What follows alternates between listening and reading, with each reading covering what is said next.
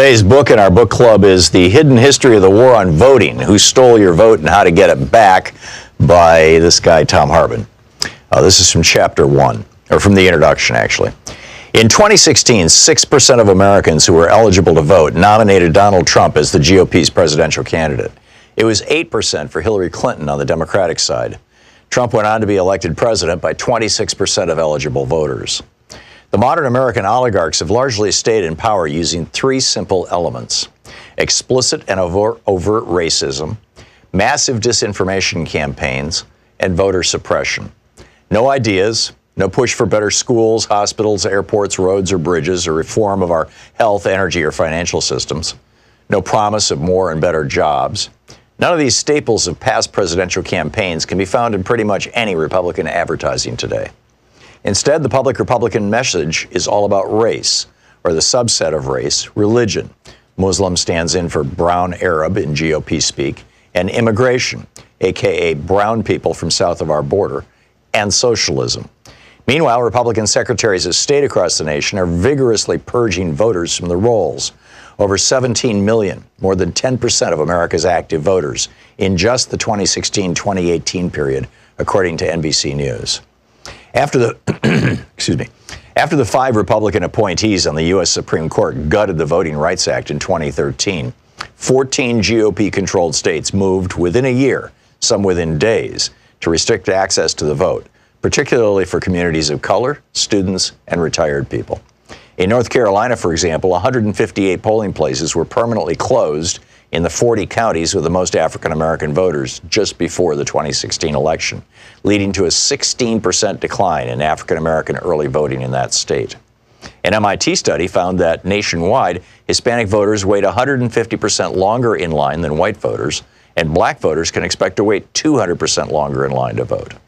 In Indiana, then Governor Mike Pence's new rigorous voter ID law caused an 11.5% drop in African-American voting. Students are suing for their right to vote, and retired people who no longer drive but care passionately about their Social Security and Medicare are being turned away at the polls by the hundreds of thousands because their driver's licenses have expired. The obvious failure of 40-plus years of Reaganomics and GOP policies to maintain a functional middle class in America has been a problem for the modern GOP. In 1974, for example, the GOP had outright control of only 7 states. The message, elect us and we'll help the rich people, just didn't generally resonate with American voters. It's the reason why, outside of the fluke elections of 46 and 52, Democrats controlled the House of Representatives outright for 3 generations, from 1933 to 1996, and controlled the Senate for most of that time. Desperate to win the presidency for the GOP in 1968, Richard Nixon went so far as to commit treason by torpedoing a peace deal with President Lyndon Johnson that President Lyndon Johnson had worked out with the North and South Vietnamese. According to Abul Hassan Bani Sadr, then president of Iran, Ronald Reagan did the same thing by cutting a deal with Iran whereby they would hold on to the U.S. embassy hostages until after the 1980 presidential election, torpedoing Jimmy Carter's chances of re-election. But in 2000, the GOP changed tactics. After Reagan was almost busted for his part in Iran-Contra, he testified that he had forgotten about details of the program more than 80 times. His growing Alzheimer's spared him an indictment. They realized that getting busted for treason wasn't worth the risk. They needed a plan B, and it was deliciously simple. If most voters don't like what you're selling, then just don't let them vote. Paul Weyrich promoted this idea back in 1980 when he was campaigning for Reagan after co-founding the Heritage Foundation. And indeed, many Republican luminaries, such as William Rehnquist, who went from serving the GOP by standing in polling places and intimidating Hispanic and Native American voters in the 1960s, to becoming Chief Justice of the Supreme Court, rose up through the ranks by participating in Republican-run voter intimidation schemes. Voter suppression became the foundational go-to tactic for the GOP in 2000. Although the GOP attacked Democratic presidential nominee Al Gore with smear and innuendo, ridiculing him for helping write the legislation that created the modern internet, for example, the main thing that got George W. Bush into the White House was voter suppression. His brother, Florida Governor Jeb Bush, and Bush's Secretary of State, Katherine Harris, threw somewhere between 20,000 and 90,000 African-American voters off the rolls. They were able to get the vote close enough. The 5 Republican appointees to the Supreme Court functionally awarded Bush the presidency. The BBC covered this in 2001 in two major investigative reports that were seen all over the world, except on any American media. By 2016, the Republican Party had fine-tuned its voter suppression and intimidation systems to the point that they ran like well-oiled machines in nearly 30 states. Between the 2012 and 2016 presidential elections, for example, Ohio had purged more than 2 million voters from its rolls, the vast majority, more than 2-to-1, in heavily African-American and Hispanic counties. The 5 Republican appointees on the Supreme Court ruled in 2017 that they could keep it up. And other states have since adopted their new tactic of caging voters. The book, The Hidden History of the War on Voting, by me. Hey, my new book, The Hidden History of the War on Voting, Who Stole Your Vote and How to Get It Back, is arriving in bookstores on February 10th. More information is available at all fine bookstores. I cover how the heartbeat of democracy depends on the vote. This book goes into depth on the racist legacy of our vote and the unique struggles of African Americans, women, and Native Americans. In part 2, there's a deep dive into the economic royalist modern war on voting. And part 3 is the solution section, how to get out there and get active. I'm also on the road to the book tour for The Hidden History of Voting. Join me on Monday, February 17th in San Francisco for the Berkeley Arts and Letters series. On Wednesday, February 19th at Town Hall, Seattle. Sunday, February 23rd for the Blue State Ball in Minneapolis. Friday, February 28th at Powell's in Portland. And Sunday, March 1st in Chicago. More information is available at thomhartmann.com.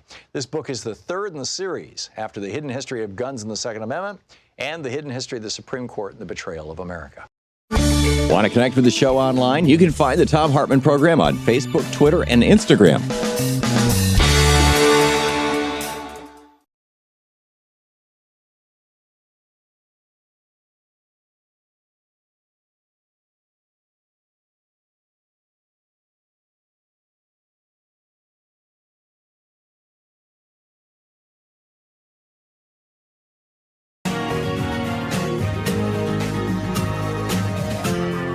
This is the Thom Hartmann Program. And greetings, my friends, patriots, lovers of democracy, truth and justice, believers in peace, freedom, and the American way. Thom Hartmann here with you. The impeachment hearing is going into day 2 today of the official presentation of the case. It's really day 3 of, the whole media thing. And barring any changes, I'm probably not going to be carrying most of it during the show today. In fact, we may not carry any of it. We'll see. But because what they're going to be doing is doing a deep dive into these very technical issues. This is like, yesterday the narrative was presented to the jury. And I'm going to go through that in just a minute, what was presented yesterday, and Trump's response, which has not yet been done on the floor of the Senate, but is being done on Facebook, in email, in fundraising things and like that. We'll get into that. And then today and tomorrow, they're doing the kind of deep dive into each one of the individual pieces of evidence that might prove that Trump committed these crimes. Or the specific crime, this attempted bribery and extortion, this attempted shakedown. And so I think, today is the kind of thing where, certainly if I was home and I had nothing else to do, I would be watching it and listening to it. But I'm inclined myself to think that given the nature of what is supposed to be presented today, and that may change, and if it does, we'll, if something really good comes along, we'll certainly pop it up and play it live for you. But I'll be fine reading the summaries, basically, and I'll be providing you with the summaries as it goes along. So that's our plan for today. And by the way, in our second hour today, Congressman Mark Pocan is going to be here. He was not with us yesterday. He was busy, and of course the impeachment hearings, the first day of the real impeachment hearing was so, we were pretty sure we were just going to carry it live, and so we moved, between the two of us, we agreed moving it to today would be a better idea. So we'll be doing that the second hour of our program, and in the third hour of our program, Professor Richard Wolff is going to drop by. We've got some real interesting stuff to talk about with regard to the Fed and the future of the economy, and when the crash might happen, and how bad it could be, and what Trump's doing, and what it's going to be interesting. So a couple of points for today that I just want to, kind of set the table with. And, and if you want to call on any of these things, obviously, that I'm talking about, that's kind of our rule here, try to stay on topic. But we're also talking about the impeachment hearings. In fact, I'm going to get into that in just a moment. So, general thoughts on what you saw yesterday or what you heard yesterday. And if you have any questions about what happened yesterday, feel free to give us a shout. So, first off, just, to start at the beginning, Trump was in Davos. I believe he's flying home right now, or it might have been a little earlier, but he's on his way back. And in fact, I went back yesterday and looked at his tweets. It was amazing. It was like 100, I think it was 131 tweets. 140, Sean says? 140 tweets in the last 24 hours. A lot of them from Air Force One as he's coming home from Davos. He's bored. He's probably on his fifth can of Diet Coke, and he's just like, So, what all is Trump up to, first of all? Right now, as a result of something that Trump said in Davos, I would say, and I think there's a strong argument to say that Social Security, Medicare, and Medicaid are all officially in the crosshairs of the Trump administration. I mean, they always have been in the crosshairs of the Republican Party. The Republicans have fought Social Security since 1935 when it was passed. They have fought Medicare and Medicaid since the late 1960s. I think it was 67 when they were passed. But usually they say that they're actually trying to save it. Like when Ronald Reagan changed the rules around Social Security so that your Social Security benefits are now subject to federal income tax. And adjust and tied it to the cost of living adjustment that that includes every average people, that doesn't take into consideration the relatively unique concerns and expenses of older people over 65, which include medical expenses and transportation and things like that, housing, food, rather than new computers. So, Reagan said, well, I'm strengthening Medicare, or Social Security. And to some extent they did. I mean, they doubled the Social Security tax. But with that single exception, generally when Republicans tweak Social Security, what they're intending to do is bust it up. Because, there's this $2.7 trillion trust fund. Social Security has, $1 trillion a year cash flow, I believe, or something in that neighborhood. It's substantial. And the banks in New York are looking at this. I mean, Pete Peterson, became a billionaire by being a bankster in New York. He's passed away now, but his institute still survives, ranting about the debt and how, with this much debt, we can't afford Social Security. And that Social Security tax should be going right into the Treasury to pay down the debt, and Social Security should be handled by Citibank and Bank of America and Wells Fargo, don't you know? So anyhow, while hobnobbing with other billionaire oligarchs in Davos, Switzerland, billionaire oligarch Donald Trump said, and I quote, sometime before the end of the year, he and his administration would be, quote, cutting entitlement programs. The billionaires, of course, thought that was just a fine thing. His speech was, broadly applauded. It's unlikely he's going to do this before November 3rd, Election Day. But whether he is or isn't reelected, if he's saying before the end of the year he's going to cut Social Security and Medicare and Medicaid, then I think you can probably expect that November 4th he's going to propose it and the Republicans still control the Senate and they're going to go for it. It's not going to get through the House. Nancy Pelosi will stop that. But it highlights how important this election is coming up. If you're over 65, or for that matter, if you're over 50 and you're anticipating having Social Security as part of your retirement, or if you're any age and you anticipate Social Security as part of your retirement, this election is going to be a really, really critical one. And for that matter, if you're of any age, Social Security is still important. Say you're 25 years old. Most people don't realize if you're 25 years old and you get in a car accident and break your back so that you're paralyzed from the waist down, or break your neck so you're paralyzed from the neck down, as happened to my dear friend Michael Hutchison. And he spent the rest of his life, the next 15 years or so, he was on this program a number of times, in fact, talking about this, spent the rest of his life in an apartment in Santa Fe, New Mexico, with a full-time nurse taking care of him because he literally, could not move anything except the muscles of his head and his face. He could talk, that was it. And he could breathe. I mean, it hadn't completely shut him down, but Michael was able to stay alive because of Social Security disability. And Michael was in his 40s when this happened. So you have right now, regardless of your age, you could be 10 years old, 25, 50, whatever. It doesn't matter how old you are. You have an insurance policy right now that if you went out on the open market, if Social Security disability did not exist, and you went out in the open market and said, I want to buy catastrophic insurance.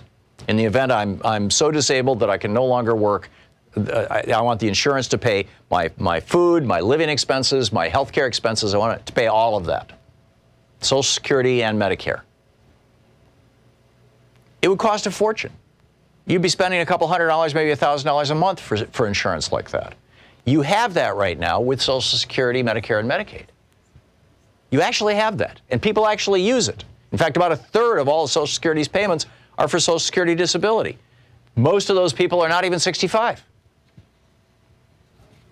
So, Trump's saying that he's going to cut this and he's going to turn it over to the banks and stuff like that. This should alarm all of us.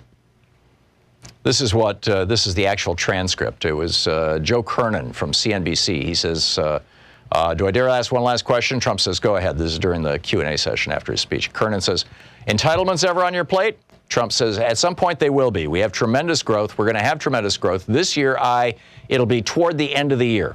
The growth is going to be incredible, and at the right time, we will take a look at that. That's actually the easiest of all things, if you look. And Kernan says, if you're willing. And Trump says, big percentage. And Kernan says, to do some of the things you said you wouldn't do in the past, though, in terms of Medicare. Trump, well, we're going to look at it. Right. They're also moving ahead. The Trump administration is also moving ahead with plans to destroy Medicaid in red states. How do they do that? They turn it into block grants. Right now, if your state has, say, 100,000 people on Medicaid, and they're costing X, you get 100,000 times X in federal money, or a percentage. States get a certain, I believe it's around 90% of the funds from the federal government. So what this would do is say, okay, right now you're getting, let's say, $50 million a year for Medicaid for your state of Alabama or whatever. So we're just going to block grant it at that. And going forward, you're never going to get any more. As medical expenses continue to rise, if we hit a recession and people lose their jobs and have to go on Medicaid, they won't be able to. The Medicaid program will start basically cutting people off. Sorry, you've already spent, all the money we had allocated for you. We're not going to pay for your expensive chemotherapy. That kind of stuff. Meanwhile, in the impeachment hearing, one of the most interesting things relative to that came out of Davos also. Donald Trump was there, as I said, earlier this week. And somebody had asked him about the White House withholding evidence.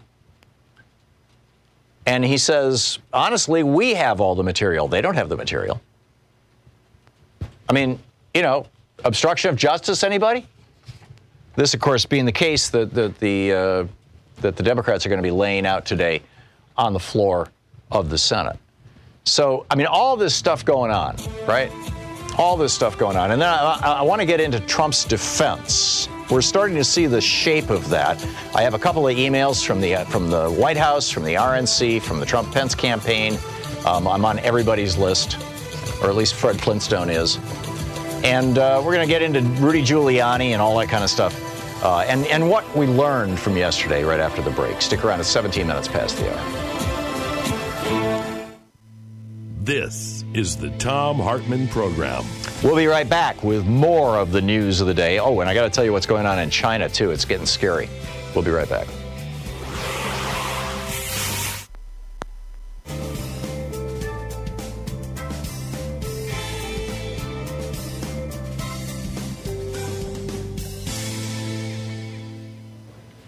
And welcome back. Bill, watching Free Speech TV in Sebastian, Florida. Hey, Bill, what's up? Good afternoon, Tom. Trump coming after the Social Security is another example of his lack of compassion for humanity in general. Right. And all the tweets he's been putting out, it's a sign of his mental deterioration. And I think it's a lot more than Diet Coke, Tom. Let's get real here. It's that Adderall or whatever it was that he was taking. He looks awful. Looks absolutely awful. Yeah. Yeah, I a lot can be attributed to age, but and stress. I mean, we've seen president after president go into the White House, go into the presidency with full color in their hair and come out gray. It's including President Obama, not completely gray, but you see it ages people if they take it seriously. And even though Trump has not been working as president, he spends most of his time playing golf or watching TV. He still is experiencing an incredible amount of stress as a result of the crimes that he's committed being revealed, and thank you, Bill, for your comments, and the crimes of the Trump crime family starting to come out from Ivanka and Don Jr. The hustles that they've engaged in, the property fraud, the Trump University fraud. The nonprofit organization fraud, where all three of the kids had to go through training, nonprofit, non-fraud training. I mean, it's amazing. It's just amazing. Nick, watching us on Facebook in Cliffside Park, New Jersey. Hey, Nick, what's up? Hey, I want to say that the only thing that can possibly result in Trump actually being removed from the presidency is when the Republican Senate realizes, especially obviously McConnell, that they will lose their jobs in November if they vote to acquit Trump, especially if they do so without hearing all of the witnesses and all of the evidence. And the way for the Democrats to achieve that end is not to simply have a legalistic presentation, which is legally brilliant and airtight, to the senators, because the Republican senators are not stupid. They're not ignorant. Most of them are lawyers. They know that Trump is guilty of sin. What the Democrats have to do is make a case that appeals directly to the people, to the population, use exhibits and use language and use emotion and passion that makes it so spectacularly interesting to watch this that it will be watched not just in America but throughout the world, right, so that it actually changes people's minds. I've made the point sharp enough that I think you can pick up on it. And maybe somebody in the Senate is hearing this, because the strategy they're using now is not going to win. Right. I think the mistake, to the extent that the Democrats are making a mistake, I mean, the presentations yesterday were pretty damn brilliant. And they did a very, very good job of making sure that in the first couple of hours and also in prime time later on that they had Adam Schiff out there. He is the most articulate, I think, of the bunch, and the most practiced. I mean, this guy was a prosecutor for years. He knows how to present a case, and having him do that during those 2 hours was a good idea. But a lot of the drill down and stuff, I think they need far more storytelling. It needs to be Dick and Jane, and they have to remember that their audience is not the 100 senators in the chamber. The audience, I mean, of course they want to try and convince them, but their audience is American public opinion. People like Richard Burr are not going to change their votes unless they get enough calls from people in their states. We'll be back. Our free Hartmann Report podcast recaps the show every day. It's available wherever you find great podcasts.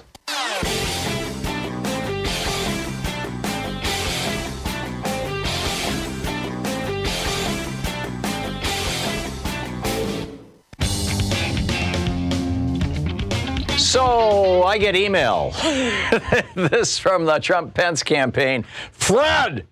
That'd be Mr. Fred Flintstone. Fred, 3 years ago, I was sworn in as the 45th president of the United States of America, and I've been fighting for you every day since. The Democrats are trying to take us down. And keep in mind, millions of people got this email an hour and a half ago or 2 hours ago. The Senate began their bogus impeachment trial to look at my, and this is in all caps, perfect phone call. The left's entire scam is based off of hearsay, not facts, and it should never have gotten this far. And we're going to get into that hearsay and those facts in just a moment. But it looks like it's going to take more than just the truth to get through their tiny brains. So we're going to have to do something big to get their attention. I want to raise $2 million in the next 24 hours to show the left that the American people want this witch hunt to end. Only you can end this scam, Fred. There's never been a more critical time to contribute than today. Crushing this goal is so critical that we will be double matching all contributions made in the next 24 hours. If you've saved your payment information, your donation will go through immediately. Please contribute $45 in the next 24 hours to help crush our $2 million goal, and your gift will automatically be double matched. And then it's got all the little buttons where you can contribute. Okay. Then I get this from the White House. This is from the official White House. 5 times Adam Schiff just totally made it up today is the headline. And then they give 4 bullet points. Schiff, number 1. This is the argument that I'm assuming this will be the arguments that Sekulow and company will be making tomorrow, or day after tomorrow, when they begin their presentation. This is certainly the argument that the White House is trying to make right now, and you're hearing this all over Fox News. Schiff claims that President Trump endorsed the theory that Russia did not interfere in the 2016 election. Fact. President Trump has publicly said very clearly that he accepts the conclusion of the intelligence community that Russia interfered in 2016. Well, Schiff is not saying that Trump endorsed the theory that Russia did not interfere in the election.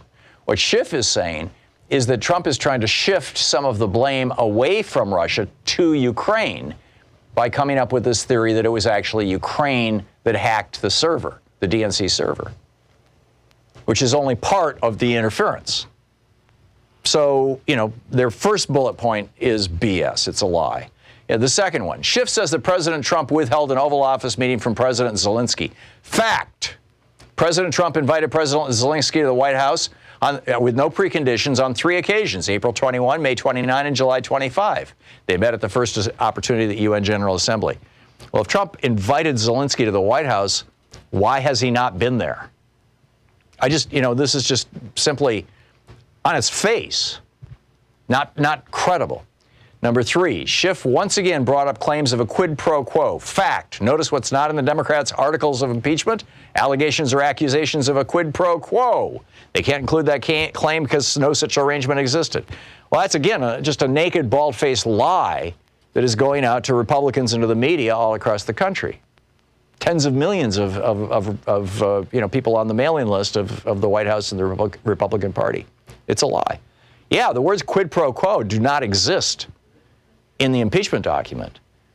But they make it very clear that what they're impeaching him for is abusing his power by withholding military aid until he gets a thing of value, which is, by the way, the definition of bribery, from a foreign country that will help Trump in an election here, which, by the way, is a violation of our election laws. And if that's not a quid pro quo, I don't know what is. And then finally, bonus, Schiff completely misrepresented what Acting Chief of Staff Mick Mulvaney said about foreign policy. Right. And then they go on, for years, Schiff lied about the Russia hoax, claiming there was evidence of collusion, only to be proven wrong by the Mueller report. No, read the Mueller report. This time, House Democrats learned their lesson. Why risk letting the facts get their way? See, they're out there. They are stirring the pot really, really hard. But there is damning evidence that they can't cover it up. And I'm going to get to that right after the break, and then we'll pick up your phone calls. It's 27 minutes past the hour. And by the way, in the second hour, Congressman Pocan will be with us. You're listening to the Thom Hartmann Program. Call 202-808-9925. Our middays with Mark will be about a half hour from now. A little more than that. Stick around.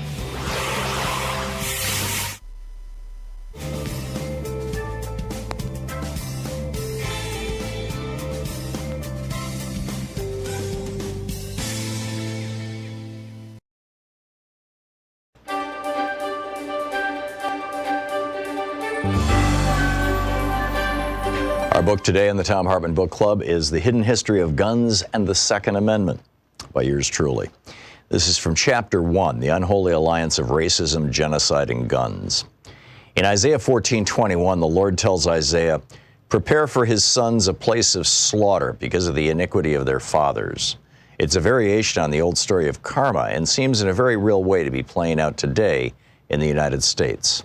America is facing an epidemic. Public health officials use that word of gun-related suicides, accidents, and even homicides and police killings. That epidemic has grown worse in the past decade, largely because the number of guns in America has increased, in large part because of the racial fears of white men who have bought guns in record numbers for 8 years during the time in office of America's first black president. A landmark 1999 study from researchers Franklin Zimmerman and Gordon Hawkins showed that the main correlation, far surpassing mental illness, socioeconomic status, or race, that could be defined as causal in predicting the rates of gun deaths is a simple number: the number of guns distributed among society. In the 30 years since that study, Zimmerman and Hawkins' results have been replicated and reanalyzed dozens of times. As the American Academy of Pediatrics said in a release published in AAAS's Science magazine, quote, new research shows dramatic differences in the number of children hospitalized and killed each year in the U.S. from firearm-related injuries based on their state's gun legislation, even after adjusting for poverty, unemployment, and education rates. It found twice as many pediatric firearm deaths in states with the most lenient gun regulations compared to states where gun laws are strictest, end quote. They added that this is a critical issue for children, quoting Stephanie Cho, MD, the lead author of the abstract, quote, firearm-related injuries are the second leading cause of death among children in the United States. But we found a clear discrepancy in where those deaths happen that corresponds with the strengths of states' firearm legislation. In states with lenient laws, children die at alarmingly greater rates, end quote. And unsurprisingly, America not only has unusually lenient gun laws, but also has more guns in civilian hands than any other country in the world. America has a bit more than 4% of the world's population, but holds almost 50% of all the guns in civilian hands worldwide, more than 390 million guns. And the more guns a society has, the more gun deaths it will experience. The NRA and their army of lobbyists have been quite successful in making this happen. During Obama's presidency, there was a steady and hysterical drumbeat of articles, emails, and political proclamations by so-called pro-gun politicians and think tanks, suggesting that Obama was preparing to take away everyone's guns at any minute. There was even a subtext embraced by the hard right that he wasn't going to stop there. After disarming white Americans, these folks said, Obama was going to intern them in otherwise unused FEMA camps. Flipped-out gun owners were repeatedly arrested during the Obama years trying to break into retired or temporarily vacant military facilities and toxic waste sites, looking for evidence to prove that Obama was, in fact, preparing the modern-day version of the World War II-era Japanese internment camps. White supremacy was the founding notion of this nation. White Europeans thought themselves so superior to the human beings they met here in 1492 that Columbus himself became the first North American slaver, shipping Taino Indians back to Spain as slaves to the royal family. A slave is as good as gold, Columbus wrote for the king and queen. Europeans in the Americas then stepped up that game into a hemisphere-wide campaign of racial genocide, pulling off the largest multi-generational mass murder in the history of the world. In the midst of that effort, they also created the legal mechanisms necessary to define and legally regulate slavery, and even built those systems into America's founding document, the Constitution. America was birthed in slavery and genocide, and both needed guns. It was the superior weaponry of guns that gave the European settlers a massive advantage over the bow and arrow-equipped Native Americans, and it was the raw power of widespread white ownership of guns in the South that propped up the institution of slavery for hundreds of years. Without guns, neither would have been possible, or at least neither would have been as easy as they were to pull off. And now, after centuries of guns being used to kill off and keep down people of color in America, those same guns are creating a terrifying epidemic of gun-facilitated violence, from public schools to private homes and public concerts. It's enough to make one think that Isaiah was onto something. Chapter 2, The Sanitized History of America. The United States' expansion and conquest in the late 18th century through the 19th century and into the 20th century is a history written by white men, inked in the blood of Native Americans, and built on the broken and bloody backs of enslaved people brought here from Africa. From 1791, when the Bill of Rights went into effect, until the end of the Civil War, the Second Amendment protected the rights only of white men to own guns. This is simply because until the ratification of the 14th Amendment, states determined who is recognized as a person protected under the Constitution.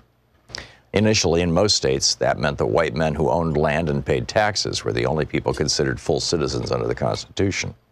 In the South, white men with guns formed slave patrols to control slaves and formed posses to hunt escaped slaves.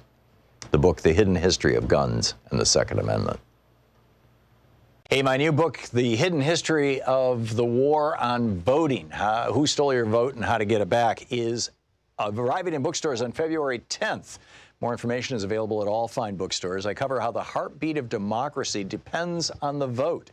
This book goes into depth on the racist legacy of our vote and the unique struggles of African Americans, women, and Native Americans.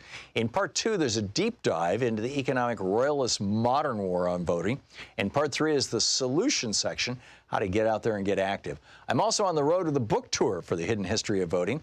Join me on Monday, February 17th in San Francisco for the Berkeley Arts and Letters series, on Wednesday, February 19th at Town Hall, Seattle, Sunday, February 23rd for the Blue State Ball in Minneapolis, Friday, February 28th at Powell's in Portland, and Sunday, March 1st in Chicago. More information is available at thomhartmann.com. This book is the third in the series after The Hidden History of Guns and the Second Amendment and The Hidden History of the Supreme Court and the Betrayal of America. Want to connect with the show online? You can find the Thom Hartmann Program on Facebook, Twitter, and Instagram.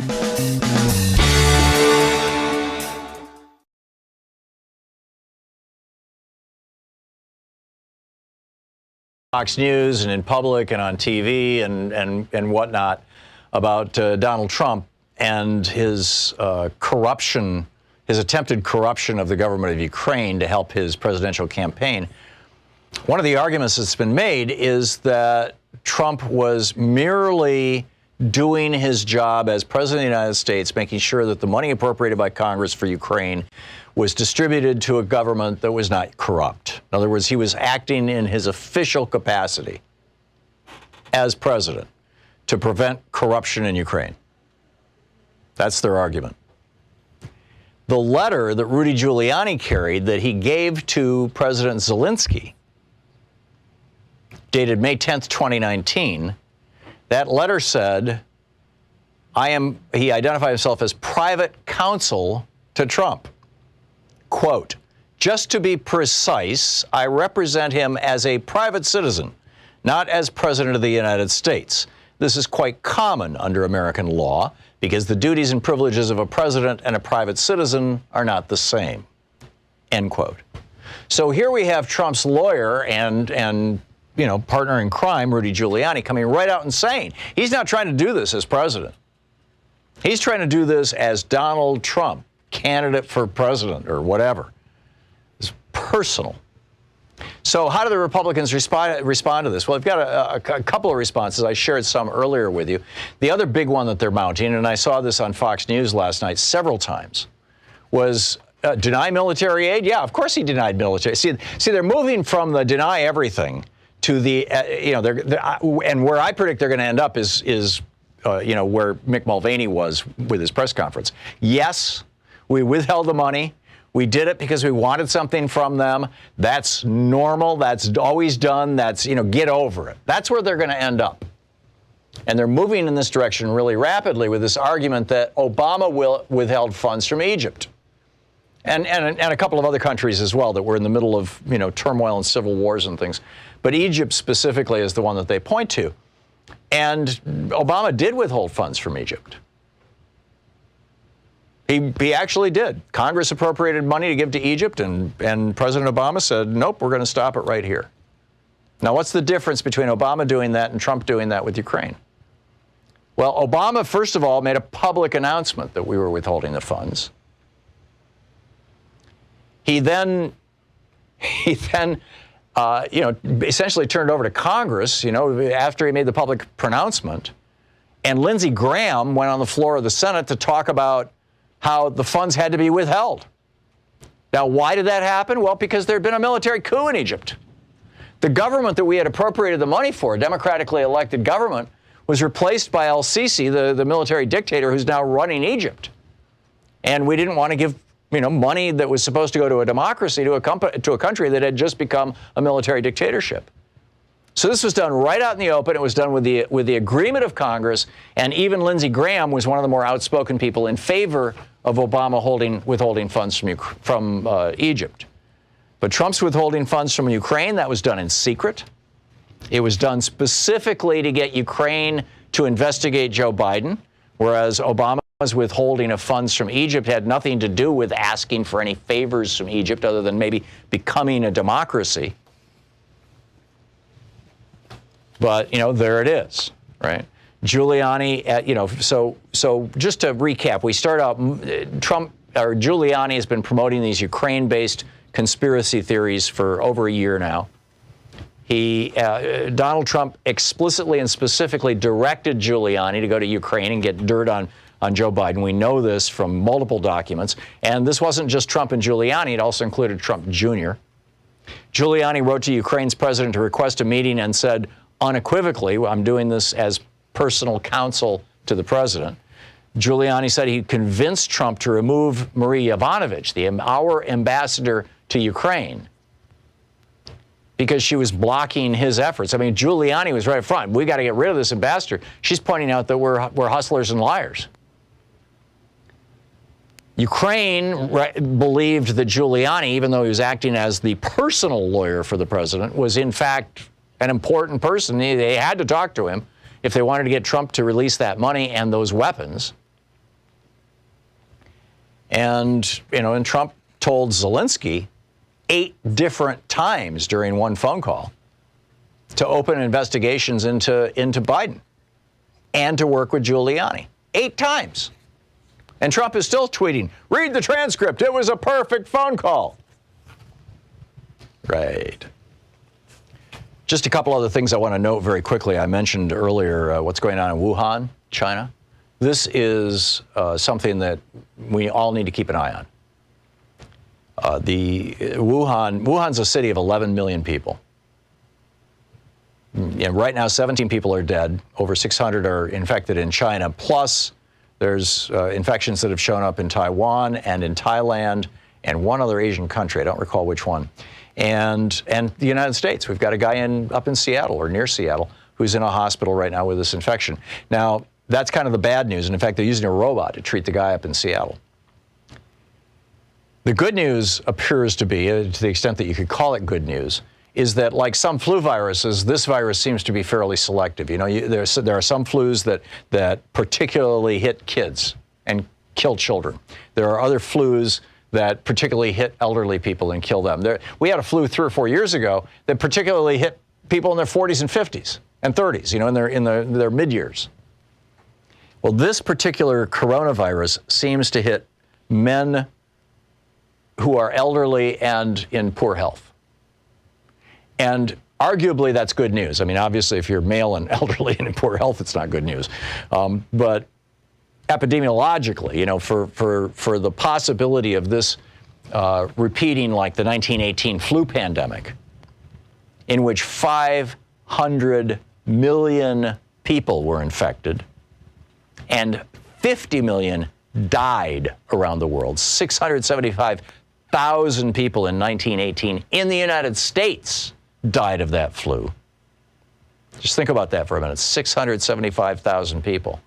And by the way, in 1918, the population of the United States was only about 100 million people. It was a third of what it is right now. So that was like, you know, 7% of the U.S. population died. That would be like 2.5 million or 2.1 million today.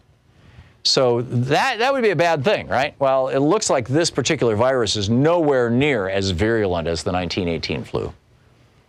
So, you know, to the extent that there is good news about this, that's, I suppose, the good news. And it appears that they've nailed down where it came from. It came from what's called a warm meat market.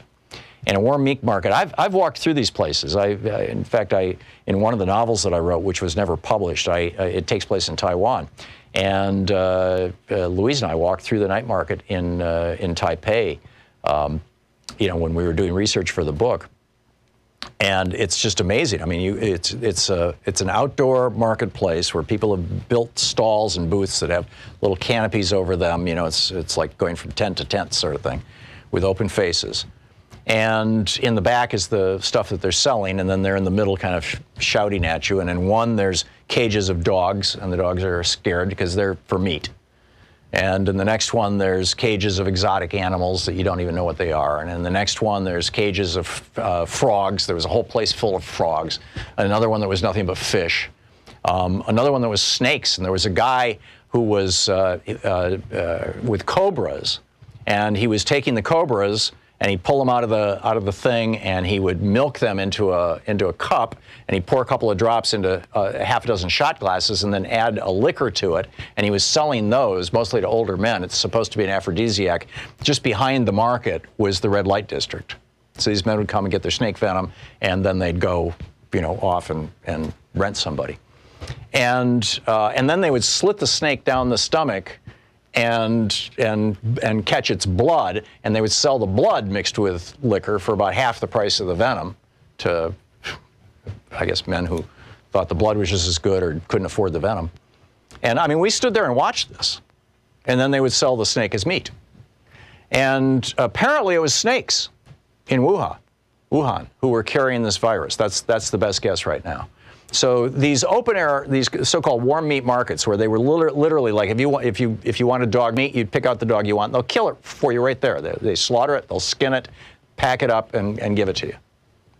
And people stand around and watch.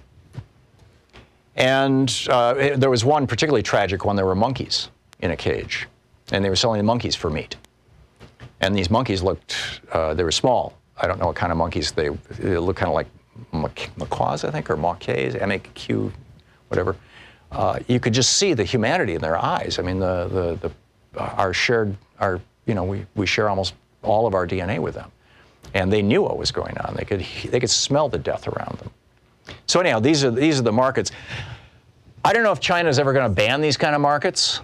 I mean, this was back in the 80s when Louise and I walked through the one in Taipei, Taiwan. I don't know if it's even still there. They used to have markets similar to this in Bangkok, Thailand as well, where Louise and I have also been. And, and I'm guessing probably 50, 80 years ago they had them in Japan. They don't anymore. And South Korea, I'm not sure. But, this is kind of part of, it's kind of where Europe was maybe 100 years ago, with open air meat markets and you say, okay, I'll take that one, I'll take that pig, and they'll slaughter it for you right on the spot. I mean, this is how societies, as they become more prosperous, marketplaces like this become less visible and eventually go away. And, China's going to have to hit that post, I think, pretty soon, because this is the third time one of these diseases has come out. There was a bird flu that came out of there once, and then of course there was SARS, and that was from civet cats, and now we've got this Wuhan virus, this coronavirus, which is apparently from snakes. And not good stuff. These are called zoonotic diseases, where humans get diseases from animals, and then but now it's transferred from human to human. Anyhow, we'll be back. You're listening to Thom Hartmann. Visit thomhartmann.com for audio and video archives. I'll pick up your calls right after the break. And just a reminder, at the top of the hour, 6 minutes after the hour, Congressman Mark Pocan will be with us for the hour taking your calls.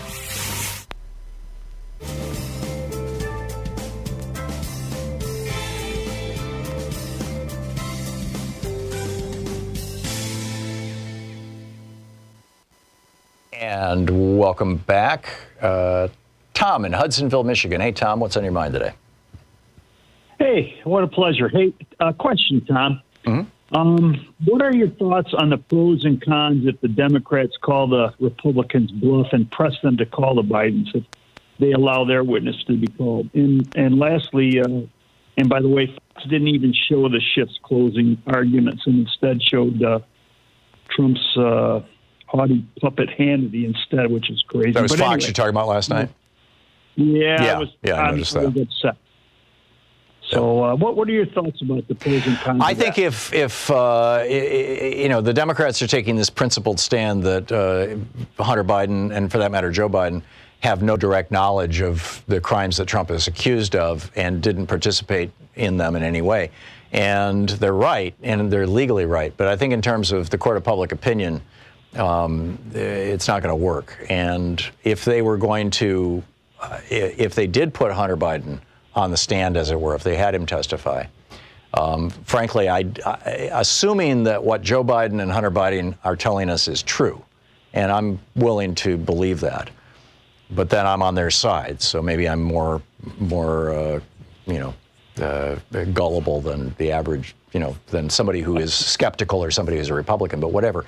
My sense of it is that if Hunter Biden were to testify, it wouldn't make any difference. It wouldn't, in fact, it might even strengthen the Democrats' case, because he would be testifying that he and the president and the former president of Poland and another executive from the United States, whose name escapes me at the moment, but there were 3 people that were put on the board of that company in an effort to clean that company up from its corrupt past.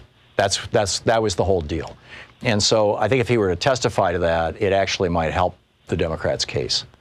But, Do you think it would stop the Republicans from using them as a bluff? Because they keep saying, no. Why don't, if you... Okay. Yeah, I mean, they're just lying nakedly right now. I just shared with you, a whole bunch of Republican lies. So no, it's not going to stop them. Tom, thanks for the call. It's great to hear from you. Tim in Naples, Florida. Hey, Tim, Naples, Maine, excuse me. What's up, Tim?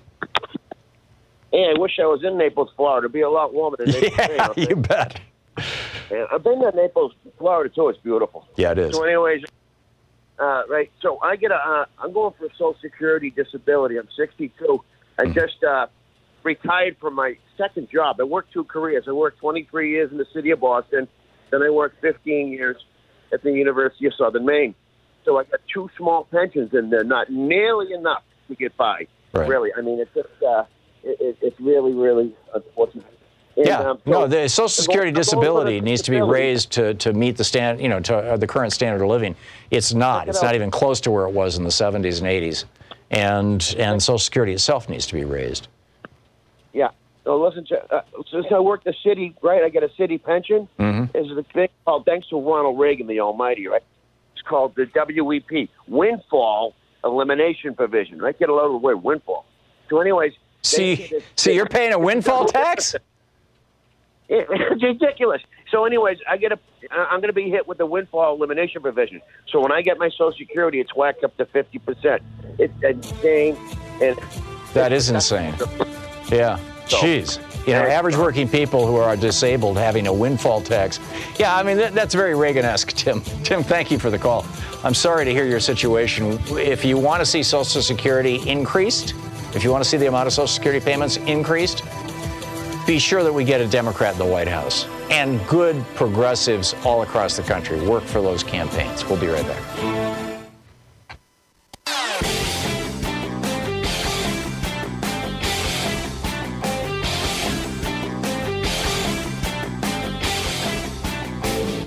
Our free Hartmann Report podcast recaps the show every day. It's available wherever you find great podcasts.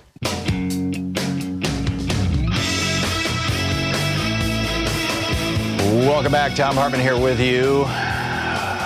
Michael in San Antonio, Texas. Hey, Michael, what's on your mind today?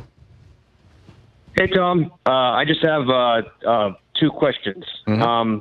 I've been reading that book, Better Off Without Them by Chuck Thompson, and he made a lot of good points. And I also looked at I am not familiar with that book. Maps. Better Off Without whom? Better Off Without Him. It's, now, who's the them that the book is talking about? The South. Oh, it's a case for relitigating the Civil War? Is that what you're saying?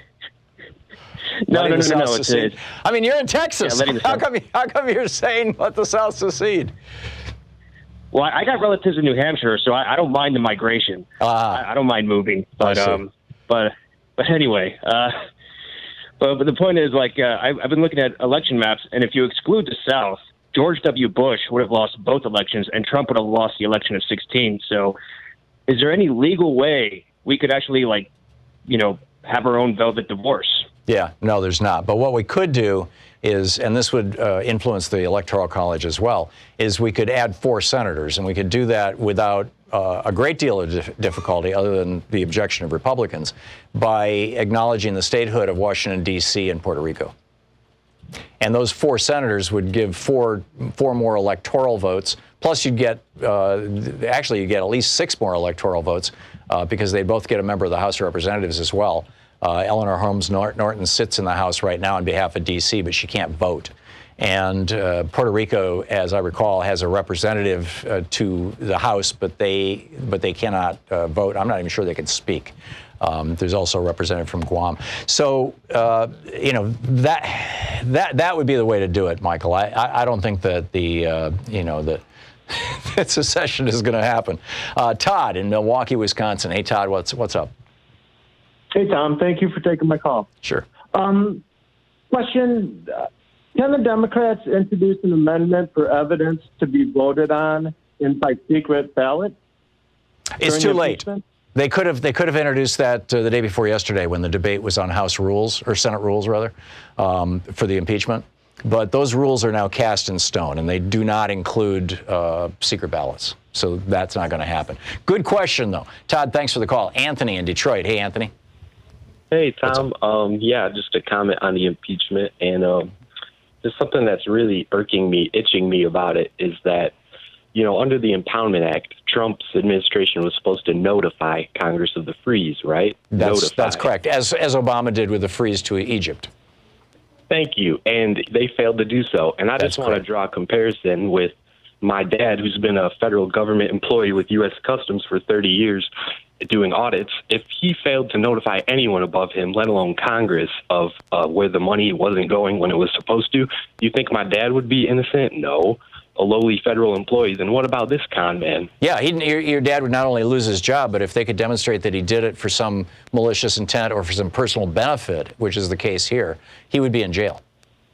Yeah. Yeah, there you go. Okay, Anthony, thank you very much. Helly in Baltimore, Maryland. Hey, Helly, thanks for watching us on Facebook. What's up? Yeah, no problem. How you doing, Tom? Good. What's on your mind? All right, great. I'm not going to hold you up too much, so I'm going to speak fast. But you have a great platform here, and you're getting into the minutia of Trump doing this illegal. But do we ever step back and think, okay, Trump's a piece of garbage, but if we didn't have Trump, who would we have?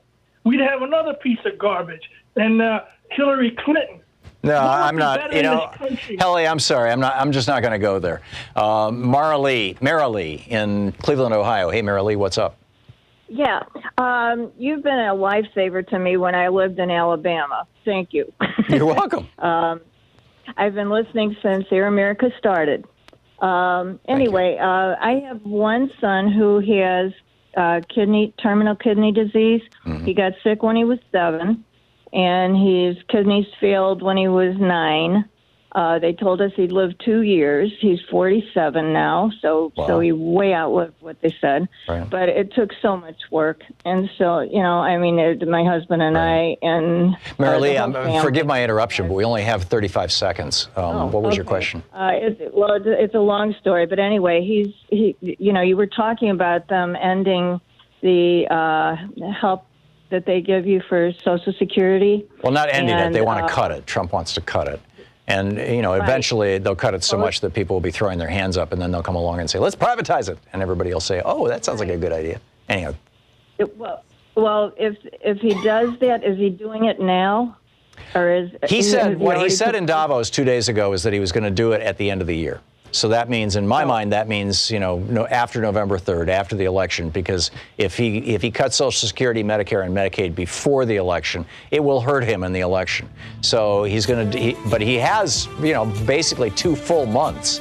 In fact, even a little more than that. From November 3rd, that's election day, so he starts on November 4th, and he's got a free reign. He'll be a lame duck if he's not elected. And he's got until January 20th when the next president is sworn in. So that's 2 months and a couple of weeks.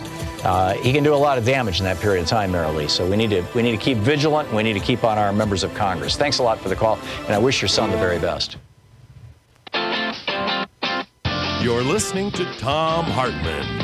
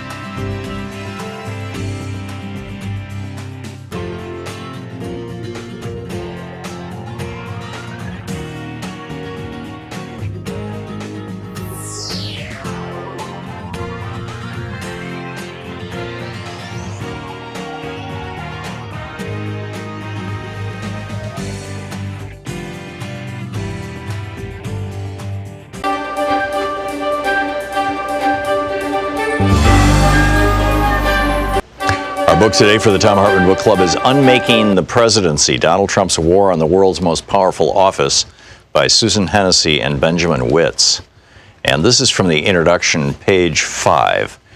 They've described how, all the former presidents, with the exception of Herbert Walker Bush, who was ill, were there for Trump's inauguration, as well as Secretary Clinton and her husband, Bill Clinton. And then he continues. The clock mounted down to the key moment shortly before noon when Donald Trump stood before Chief Justice John Roberts. Trump's wife, Melania, held 2 Bibles on which he placed his left hand. One was from Trump's childhood. The other was the Bible that Abraham Lincoln used to take his oath of office in 1861. And then Trump raised his right hand and, repeating after Roberts, swore the presidential oath of office. A momentary silence hung in the air. No lightning bolt struck. The ground did not open. The passage of power in the United States had taken place as quietly as ever. Yet in that moment, an earthquake of sorts did occur, because although the United States may have had more tragically misguided executives at its helm, never before had it had as president a man more obviously misplaced in the office. The mismatch reverberated across the country with the very words of the oath itself. While for millions of Trump supporters, the moment was one of triumph, for a great many others, a sense of dread pervaded the air that morning. This dread had little to do with politics or policy programs. It was not the normal apprehension one might have at the swearing in of a politician one opposes. Even many people who had cast their ballots for Trump shared in a collective recognition that the man swearing this oath was simply not the sort of man who was supposed to be President of the United States. That mismatch and the challenge it poses to the office Trump assumed that day are the subjects of this book. This mismatch is fundamentally a question of character. At its core, to a far greater degree than Americans commonly imagine, the office of the presidency depends on a measure of civic virtue. We don't mean civic virtue in the loftier, nostalgic sense of expecting our elected leaders to be scholars, statesmen who can theorize a system of government as easily as they can lead one. Nor do we mean virtue in the sense of personal righteousness and purity. Americans have long since given up the expectation that our country's leaders will be on a par with its founders, even as the founders' own luster has tarnished over time.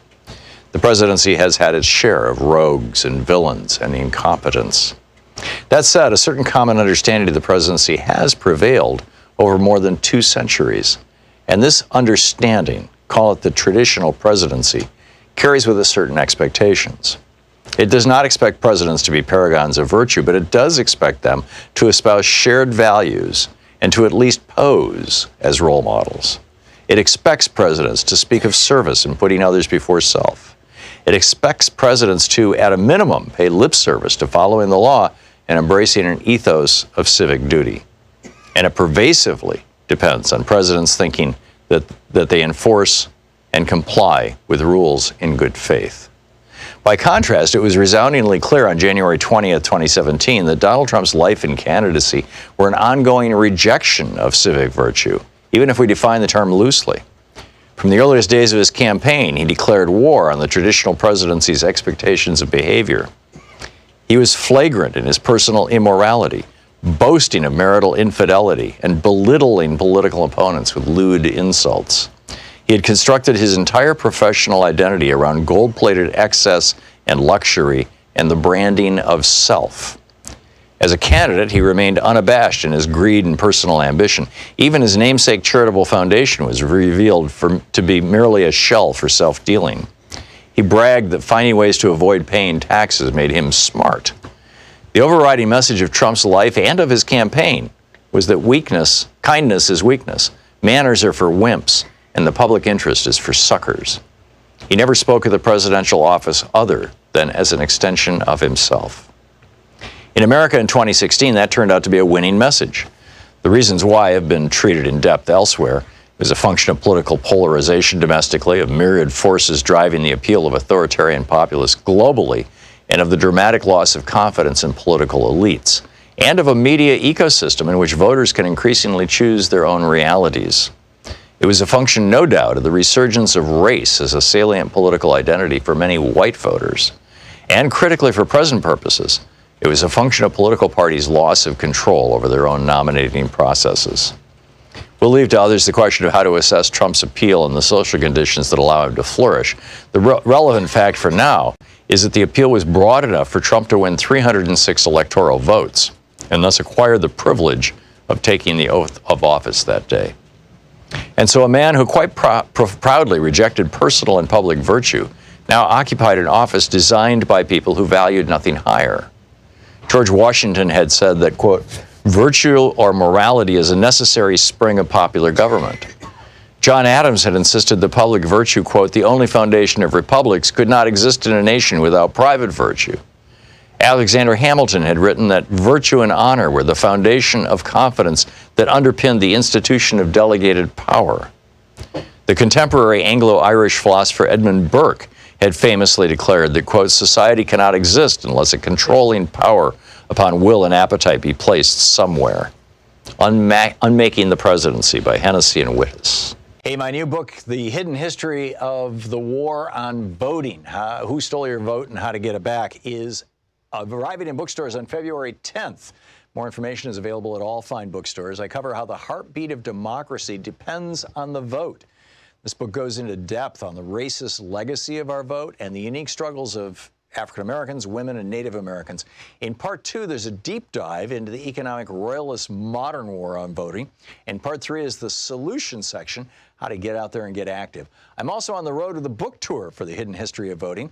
Join me on Monday, February 17th in San Francisco for the Berkeley Arts and Letters series, on Wednesday, February 19th at Town Hall, Seattle, Sunday, February 23rd for the Blue State Ball in Minneapolis, Friday, February 28th at Powell's in Portland, and Sunday, March 1st in Chicago. More information is available at thomhartmann.com. This book is the third in the series after The Hidden History of Guns and the Second Amendment and The Hidden History of the Supreme Court and the Betrayal of America. Want to connect with the show online? You can find the Thom Hartmann Program on Facebook, Twitter, and Instagram.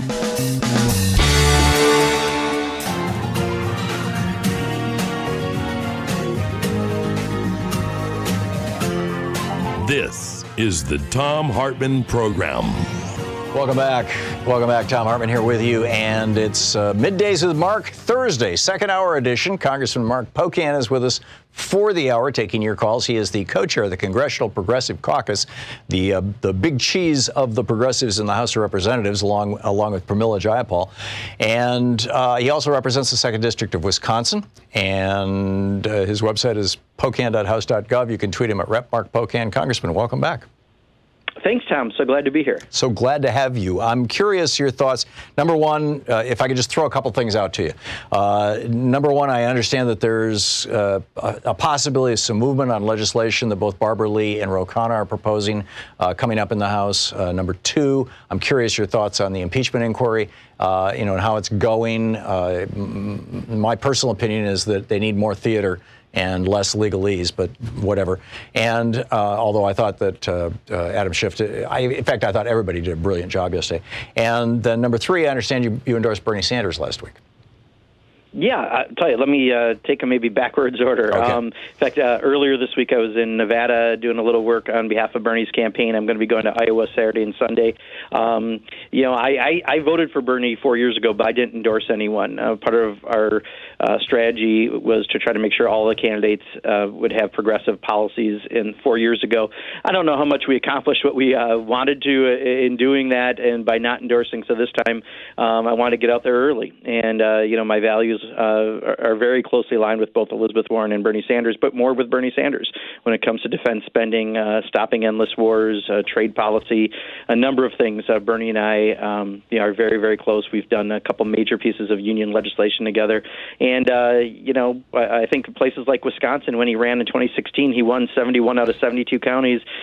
That's what we need to do across the country. 3 out of 4 young voters voted for him, 3 out of 4 independent. So I'm glad to be out there and being a surrogate for Bernie. On the trial, I think you're right in some ways. A judge I know I talked to and said, if these were jurors and this person used to be an experienced trial lawyer, who are actually listening to it, it's probably not the most exciting. A lot of time trial attorneys know how to be a little more interesting in delivering the message message. I think what really stands out to me, though, Tom, is the fact that they're chronologically putting this all together, all the facts in one place instead of spread out over days and days and days. And I think it might be a little bit more digestible to put out there, and I'm hoping that happens.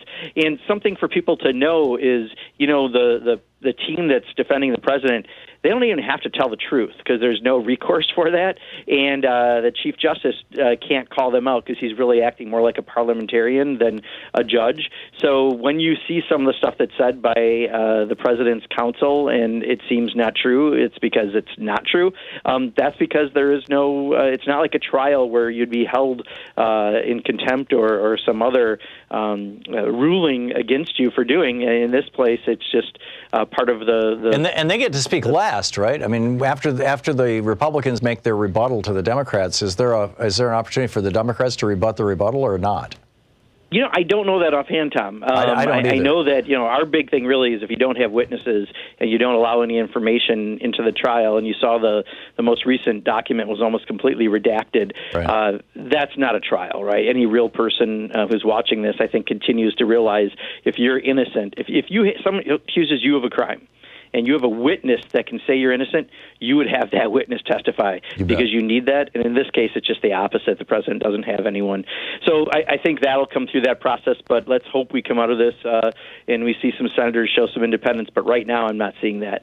And then finally, next week, we'll be back in the House. This is a week we're in district. But there are a couple measures that are going to be coming up, probably attached to another bill, but they're going to be repealing the 2002 AUMF that Barbara Lee has been trying to do for a very long time. This was the main reason that the White House said they could do what they did in the assassination of an Iranian leader in Iraq. Just because the 2002 AUMF mentions Iraq, that's good enough. You can do anything there. Mm-hmm. Clearly, that wasn't the intent. It was done at a time of Saddam Hussein and other things. And then also, Ro Khanna has some legislation to stop any funding to go towards any war with Iran. And because of that, I think those two measures should be going through the House next week. And I think that'll be important, especially given what the president did a few weeks ago. Amen. Okay, let's pick up some phone calls. Sure. Rob in Waconia, Minnesota. You are on the air with Congressman Pocan. Hi, Congressman Pocan. Thank you very much for endorsing Bernie Sanders. And I had originally called in earlier, but you might find this interesting. I was just wondering if you and Tom were aware that the Bulletin of the Atomic Scientists have moved the doomsday clock closer to midnight today. Yeah, it's 100 seconds out as of this morning, as I recall. As of this morning, it went from 2 minutes down to 1 minute and 40 seconds. Right. Yeah, I mean, clearly with what's going on with Iran, when we got rid of our deal to make sure that we wouldn't have nuclear weapons, that didn't help. And, all the presidents, catering to the dictator in North Korea has certainly not provided any results. So we're not in a good place. And actually, one of the things you're going to see if the president were to be reelected, and you'll likely see in his budget this year, is he wants more nuclear weapons. And, again, completely the opposite of what we want. So I certainly understand why that would happen. Dee in Seattle, you're on the air with Congressman Pocan. Hi, I just want to say, can we just call it out like it is in reference to Trump's behavior? For example, they want to have Joe Biden's son testify, but then in that case, let's bring in Trump's kids because they couldn't even get a security clearance without special interference. And also regarding the basically Trump is trying to Tanya Harding or kneecap Joe Biden by having them announce there's an investigation similar to what Comey did to Hillary before the election, and let's just call it out. Just say it. I just a lot of people are looking for simple explanation. For example, I know I said this joke before, but how much does a Trump hotel cost in Turkey? Kurds. That's the kind of country we're at now. Right. It's what's good for that corporation. We're spending $500,000. So, Dee, what's your question for Congressman Pocan? Can you encourage the Democrats to speak more like Joe, the regular Joe on the street, and just call it like it is? Okay, got it. Thank you, Dee.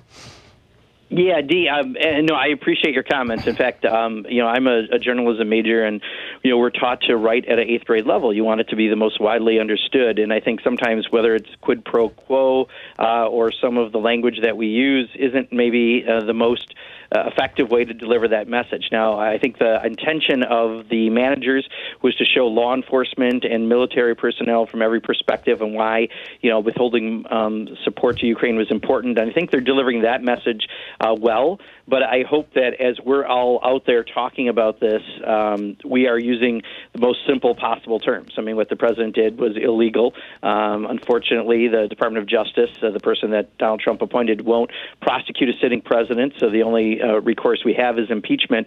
And then you talk about the crimes, and there are crimes that the president did. And when you talk about that, we need to be as simple spoken as possible in getting that message across. Paul in Glenside, Pennsylvania. You're on the air with Congressman Pocan.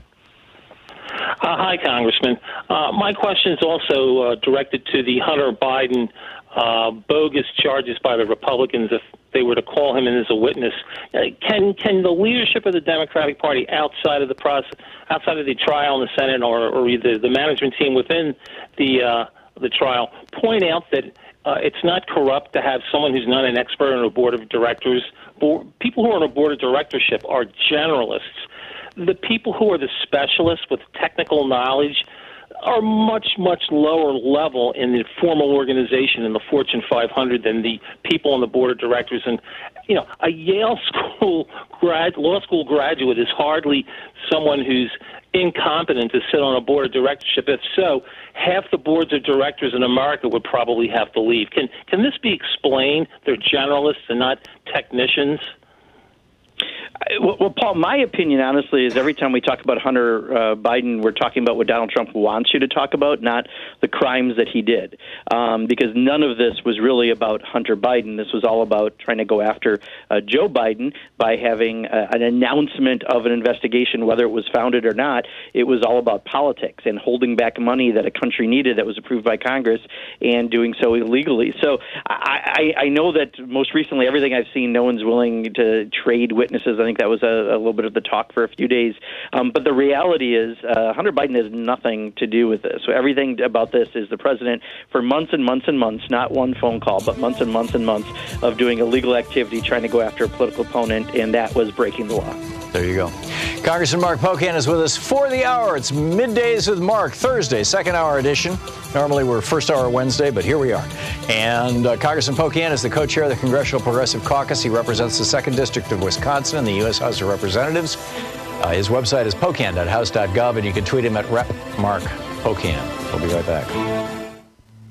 This is the Thom Hartmann Program. More of your calls for Congressman Pocan in just a moment, 16 minutes past the hour.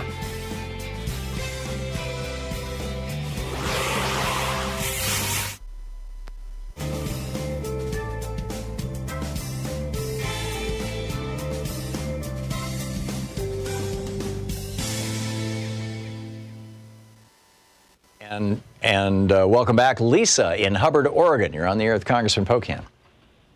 Hi, how are you?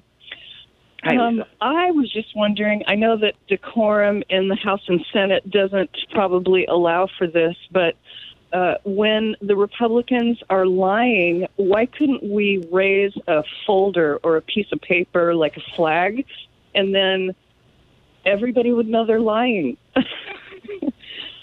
Right? Or like what was it? Joel Walsh yelled out, "You lie" to Obama. It's a good question, Lisa. Congressman?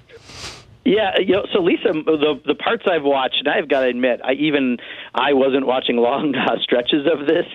It's difficult, right? It's a lot of hours of what's going on, and a lot of things that, especially, I've heard during the first part of the impeachment trial.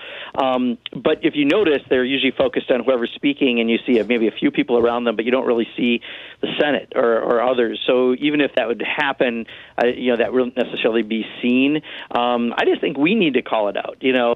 I know that he's up to, 16,000 lies, according to one media source, the president is. But when it comes to this, it is pretty fascinating that his counsel can just go up there and say something that's an outright lie, and there is no recourse through this process. So, again, I think we need to be sure that we're highlighting that, because they're trying to, again, focus it on being one phone call, focus it on the Democrats trying to overturn an election they don't like.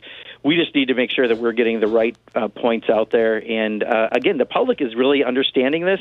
The president's not winning. If you're afraid to have anyone be able to testify and you can't provide any documents that you admit you have, that is the actions of a guilty person. And real people understand that, even if people inside the Beltway don't, people across the rest of the country do. Mick in Seattle, you're on the air with Congressman Pocan. Good morning, gentlemen. Thank you for modeling for the rest of us out there. My question to the Congressman and to you, Tom, is who would you like to have as the VP for our Democratic nominee? Since both of them are up in their years, I'd like to hear your views on who you think would best be the running mate and has global warming and the human rights of others primarily involved. Thank you. Yeah, Nick, I think that may be a bit of a premature question. Here's my rationale why.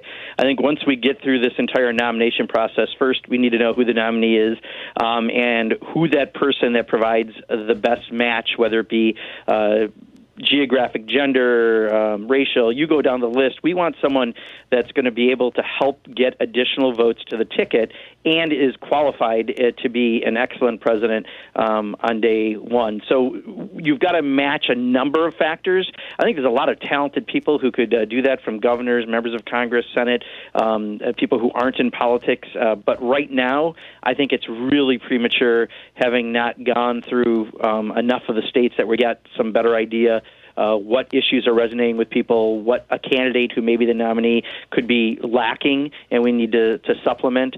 So my answer is going to be, it might just be a little too early. Yeah. Both Massachusetts and Vermont have, I believe, Republican governors right now, and who could appoint a Republican to replace either Warren or Sanders.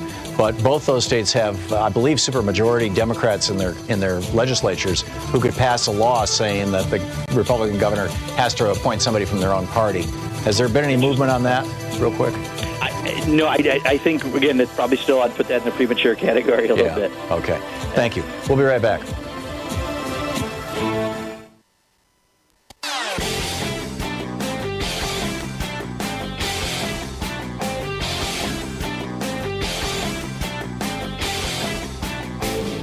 Our free Hartmann Report podcast recaps the show every day. It's available wherever you find great podcasts.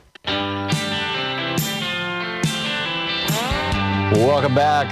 Laura in Chicago, you're on the air with Congressman Pocan. Hi, thank you, Representative Pocan, for your endorsement of Bernie. We really appreciate it. And I want to put this on the radar of the House, and that is this dangerous space force that was allowed in the NDAA and given to Trump. It's tied directly to the massive installation of over 42,000 5G satellites that can be used as microwave weapons, and it is already starting to cause a space arms race.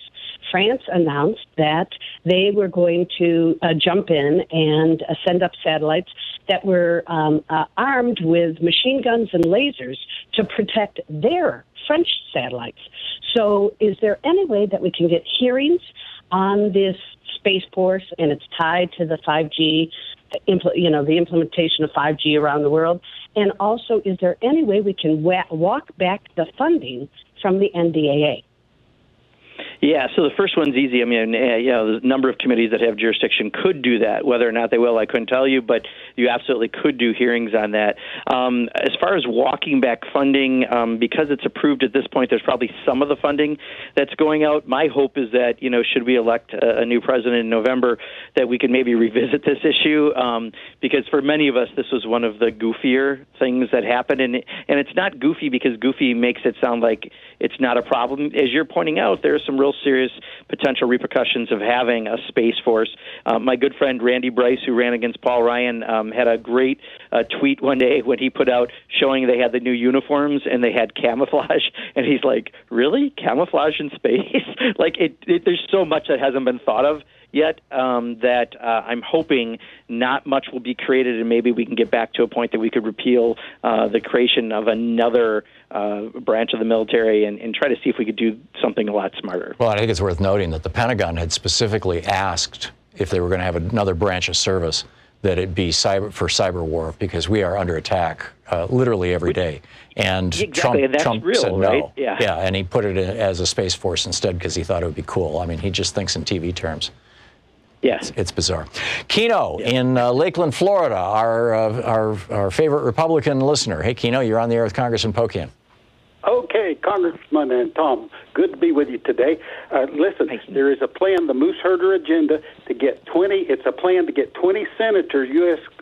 Republican senators, to join with the Democrats and retire Trump. And today, in my local paper, the Lakeland Ledger, they have my letter to the editor laying out the plan. And I wondered if the congressman could be aware of that and pass it to the Republicans and the Democrats in Congress, this plan to get 20 senators to join with the Democrats. If Congressman could look that up on the computer and then spread it around Congress. Or you want to summarize it in a sentence or two, Keno? Well, Amy Klobuchar would be asked to be the leader of the Democrat side of the coalition, and Mitt Romney would be asked to be the leader of the Republican side of the coalition to retire Trump. And so a merger of moderates, as it were. Excuse me? A merger of moderates, as it were. A merger of moderates. Okay, yes, got it. Okay, let's get the congressman's thoughts on this. Newspaper, the letter to the editor today, Lakeland Ledger.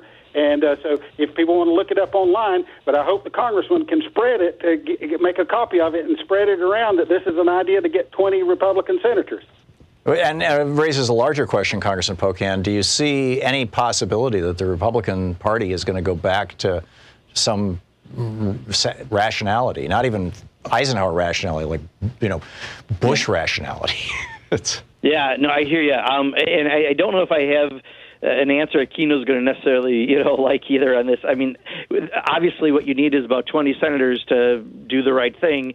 The problem is you already have a number of them on record saying pre-trial that they weren't going to be impartial jurors, and even some of the folks in the last couple of days have said that. I think this is already figured out, and one of the main reasons is most of these people still have primaries. Donald Trump is still wildly popular in the Republican primary, even though if that's not even close to a majority of voters, but they're all afraid for their own primaries, and they're not going to stand up to him. So whether or not we can find the 4 people we need to allow witnesses and some other things to vote with Democrats, that's, I think, probably the more realistic fight that's out there.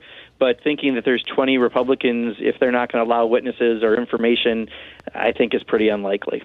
Congressman, we just have 20 seconds to the hard break at the bottom of the hour. Are you seeing any movement among the Republicans in the House that you interact with against Trump?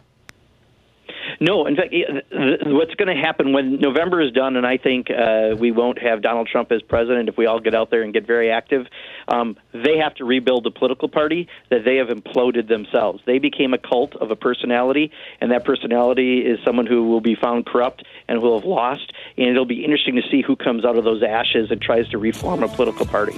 Yeah. What's amazing is you go back and read the old New York Times archives from the 30s, from 33 and 32, 33 and 34, which I did when I was writing Crash 2016. And they were accusing FDR of that, of being a cult leader, basically. It was amazing. Whole different times. Congressman Mark Pocan with us, Middays with Mark. We'll be right back. You're listening to the Thom Hartmann Program. Call 202-808-9925. Mark Pocan, co-chair of the Congressional Progressive Caucus, taking your calls for the hour. We'll be back with Middays with Mark, Thursday, second hour edition.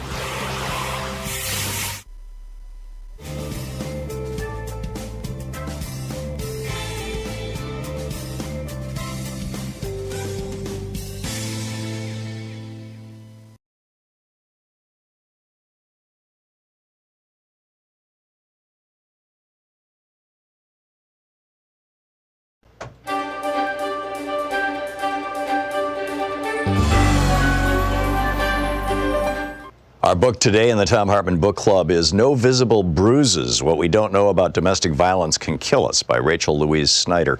I'm reading from the preface. This is page 4. Suzanne and I exchanged small talk on her brother's driveway that day in 2010. She and the family were still in preparation and packing mode for their annual camping vacation into the hinterlands of Maine, and Suzanne had been greeted by her brother Andre with a long shopping list. She had told me she worked for a domestic violence agency in town and that they had recently developed a new program that she was calling the Domestic Violence High Risk Team. Their primary aim was simple, she said. We try to predict domestic violence homicides before they happen so we can prevent them. It sounded immediately implausible. So implausible, in fact, that I thought I'd misheard some elemental piece of it. Predict, I remember saying? You said predict domestic violence homicides? I had come across domestic violence in my reporting over the years, not only in Cambodia, but also in places like Afghanistan, Niger, and Honduras. But it had never been a focus for me. Instead, it was always adjacent to whatever other story I was writing, so much so that it was practically banal. The young girls jailed for love crimes in Kabul, the Indian child brides who gave interviews only in front of the men who controlled them, the Tibetan women forcibly sterilized by the Chinese government, the teenage brides in Niger cast from their villages after post-pregnancy fistulas made them pariahs, the Romanian women forced to give to birth multiple children under Ceausescu and who now in their early 30s were grandmothers fated to poverty, the Cambodian street workers beaten and gang raped for weekend sport by well-heeled Khmer teenagers. All of these women in every country were brutalized and controlled by men as a matter of routine. Men made the rules, primarily through physical violence. It was there, lurking in practically every story I'd ever covered around the world, a shadowy background so obvious I didn't even have to ask about it most of the time. It was as common as rain. Until that moment in the driveway with Suzanne Dubas, if I thought of domestic violence in the United States at all, I saw it as an unfortunate fate for the unlucky few, a matter of bad choices and cruel environments. A woman hardwired to be hurt, a man hardwired to hurt. But I never envisioned it as a social ill, an epidemic we can actually do something about. Now here was Susan Dubas talking about preventative measures for a type of violence that, for the first time, I saw operating along a continuum. The young girl in India married as a child, the Tibetan woman sterilized, the Afghan woman jailed, the housewife in Massachusetts brutalized by her husband. They all shared a common privation, what domestic violence victims across the world lacked, agency in their own lives. The forces that brought a Cambodian prostitute to the brink of death were the same forces that killed thousands of women and children and men, but mostly women and children, across America and the entire globe every year. An average, in fact, of 137 women each and every day are killed by intimate partner or familial violence across the globe, and this does not include men or children. Everything in my body suddenly came alive that day.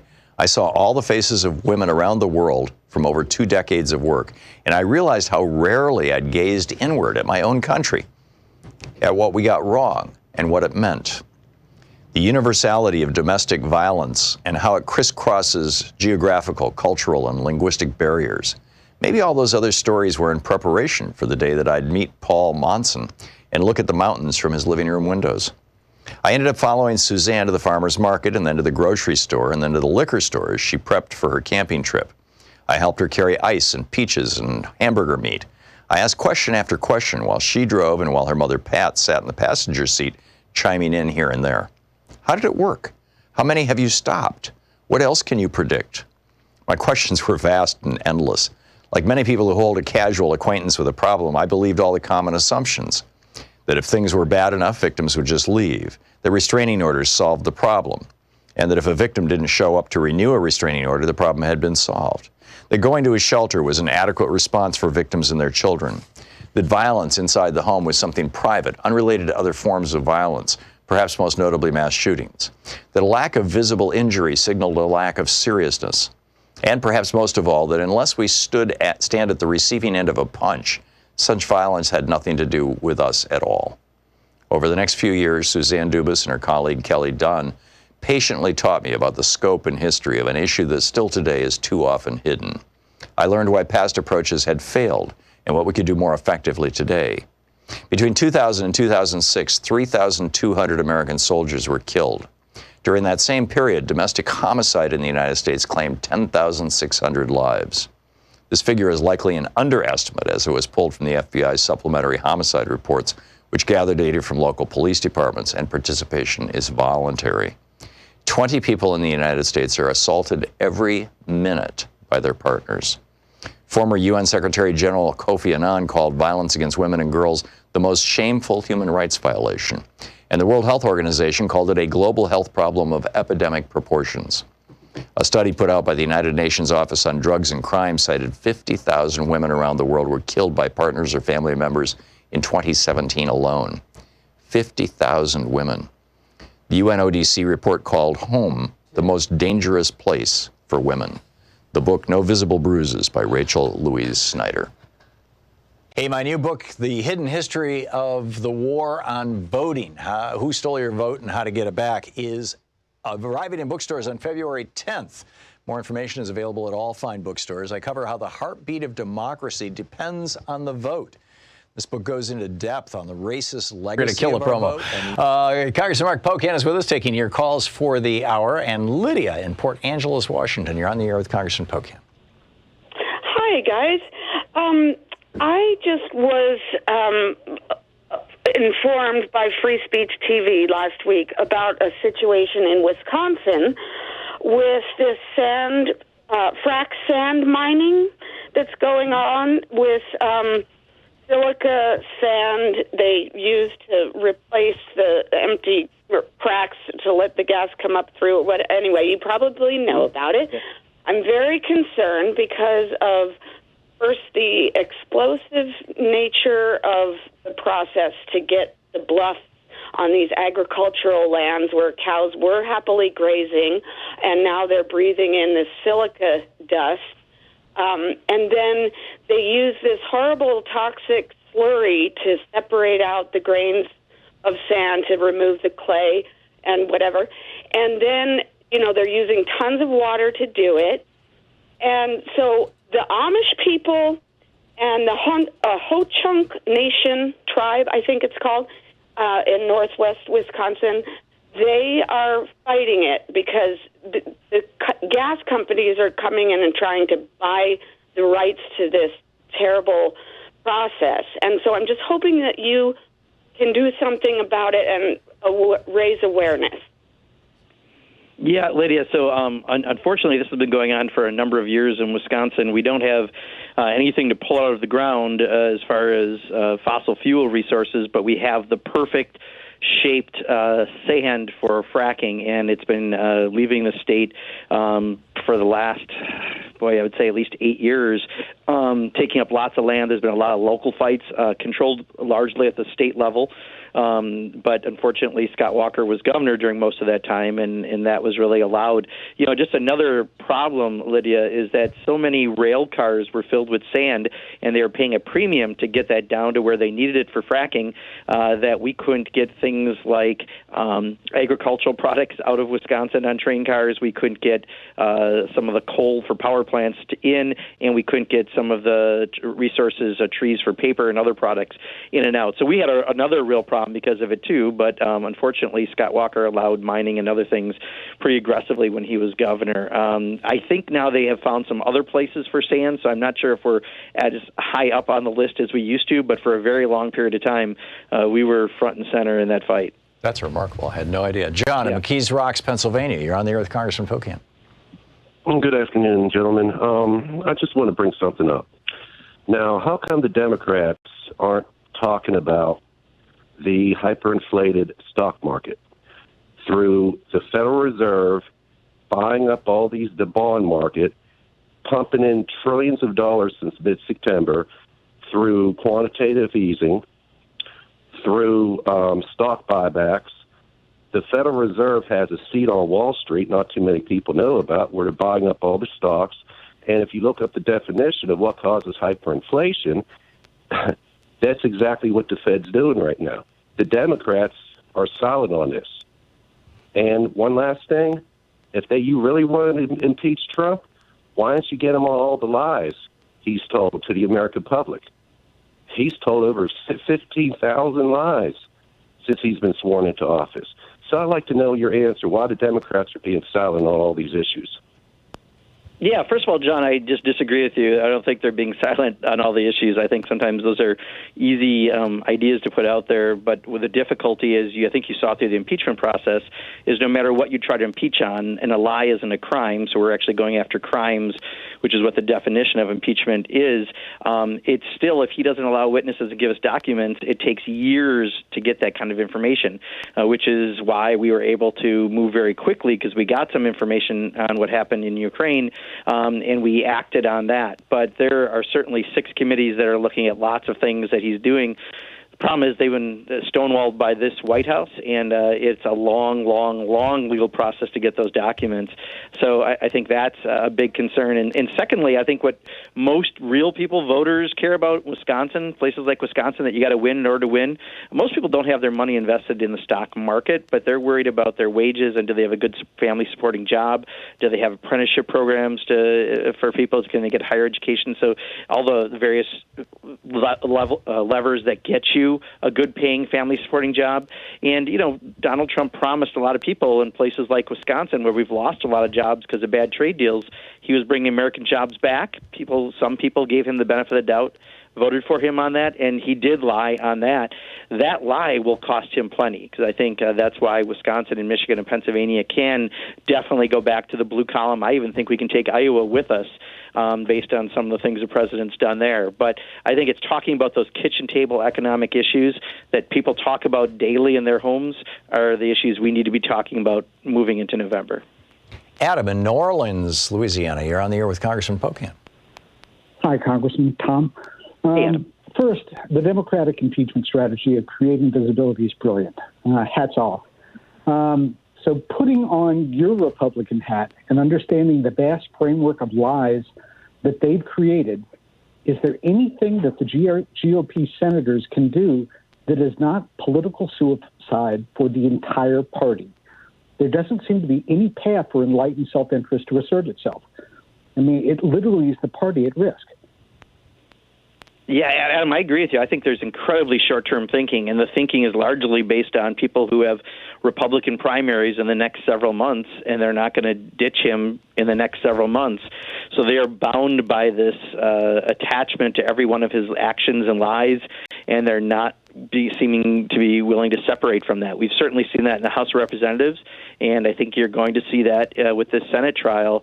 And I think they're going to have to pay a long-term price for it. But right now in the short term, they just want to get through their primaries. Their main focus seems to be just survival at that point, and they'll deal with things later. But that is incredibly short-term thinking, and I think it's going to cost them plenty come November. Reginald in Houston, Texas. You're on the air with Congressman Pocan.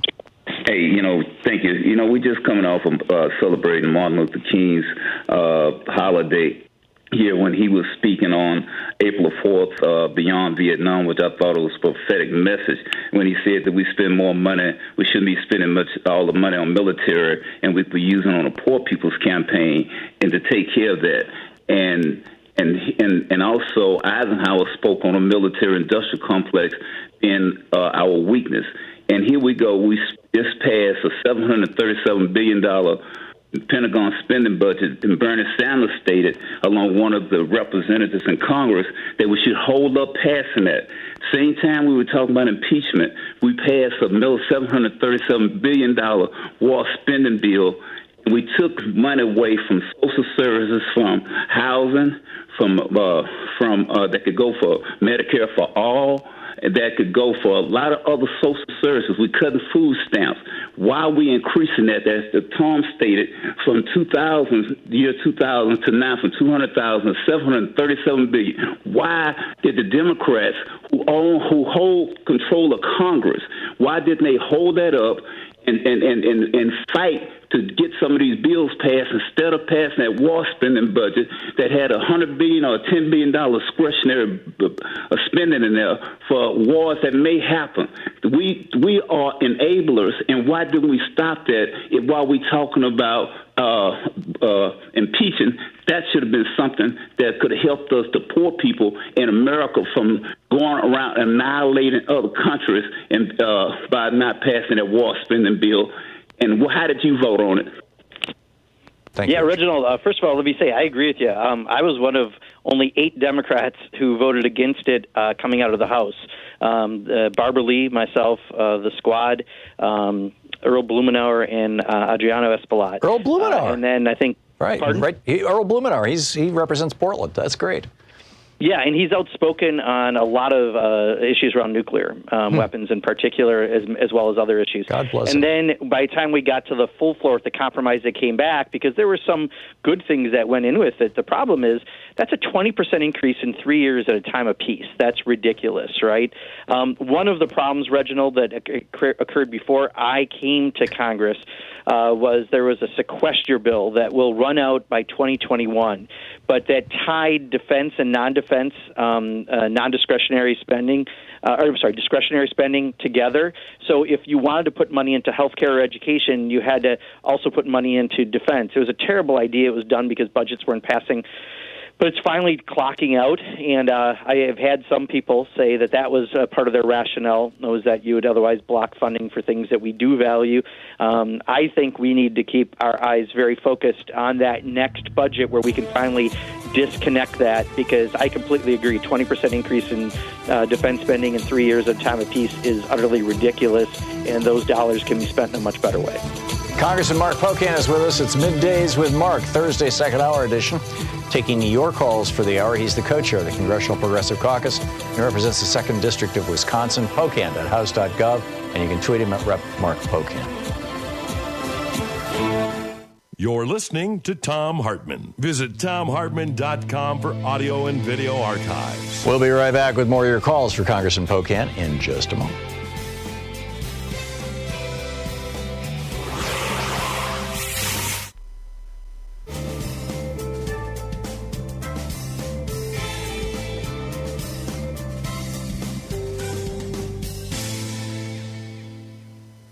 And welcome back. Keith in Garden Valley, Idaho. You're on the air with Congressman Pocan. Hello, gentlemen. I just wanted to ask Congressman Pocan, if I don't get very many emails. I'm sorry, I get a lot of emails asking for money. I'm a very small donor, but my question to Congressman is, if I give money to the Progressive Caucus email, does that mean that part of that goes to the DNC? In the past, I've not gotten any from the Progressive Caucus per se. It usually says DCCC, or it says, it's from one of the Congress people or something. But this actually says Progressive Caucus. So does that go just to them without any tip or anything going to the corporate Dems? Yeah, Keith, that's an excellent question. Let me try to lay it out this way. So all of the entities are separate. So DNC is the Democratic National Committee, separate entity that's doing fundraising on behalf of the Democratic Party. Groups like the DCCC, the Democratic Congressional Campaign Committee, is the arm of the House Democrats. There's a parallel arm on the Senate Democratic side. Then there are caucuses like the Progressive Caucus that Pramila Jayapal and I co-chair that are completely separate from all of those entities I've mentioned. We endorse candidates that are progressive candidates. We have, I think, an 8-page questionnaire before we make those endorsements, and that goes to supporting those candidates supported by the Progressive Caucus. In some cases, Progressive Caucus doesn't get involved in all races, but we do try to find the best candidates in the best districts that we can get behind. We do have a vote of the full Progressive Caucus. So it is a separate entity, but I think it's a great question, because people do often, especially with the DNC and the DCCC, they're not the same entity. Each one's its own entity, and you're smart to be looking at that bottom part of any email. If you've never heard of the group, there's probably a good reason maybe not to be looking at giving money. And if you have heard of the group, make sure what they're spending it on. And I hopefully that answered to what you're looking for. Great. David in Sarasota, Florida. You're on the air with Congressman Pocan. Hi, Tom and Representative Pocan. Thank you for all you do. My question was about, my question was, would you support or write a law that was saying that no further uses for Social Security money except for Social Security, and no further tax breaks for the rich and corporations till the money is paid back that the government has used for other purposes? Well, David, I would actually say something even more aggressive. I think when it comes to the tax bill in particular, we should be repealing those tax benefits that only the wealthiest are going to get. I think in just about 7 or 8 more years, 86% of the money is going to go to the top 1%, incredibly lopsided. We just need to stop that from going any further. It's putting us deeply into debt and not benefiting the vast, vast, vast majority of Americans. So let's just say not anymore. Let's just say let's repeal and get that money back. So in the future, we're not continuing to offer that. I do forget the first question. I apologize. But I think he was operating under the assumption that Social Security funds are being used for other purposes. I don't think that's the case. I think they're quarantined. Yeah, no. And in fact, many times I think our big concerns are, I think the Republicans use that talking point because some money from Social Security was used with the Affordable Care Act, but it was money that provided savings to Social Security, so it was no funding coming out. It was sort of a swap of funds because of other savings affiliated with the ACA. Yeah, and sometimes the Republicans say because Social Security invests their trust fund in treasuries that they're loaning their money to the government. Well, it's just the safest place to put it. No, and Donald Trump's the guy who said he wants to go after things like Social Security and Medicare at the end of the year. Yeah, he said that yesterday. It's amazing. It's just amazing. We'll be right back with Congressman Mark Pocan. Stick around.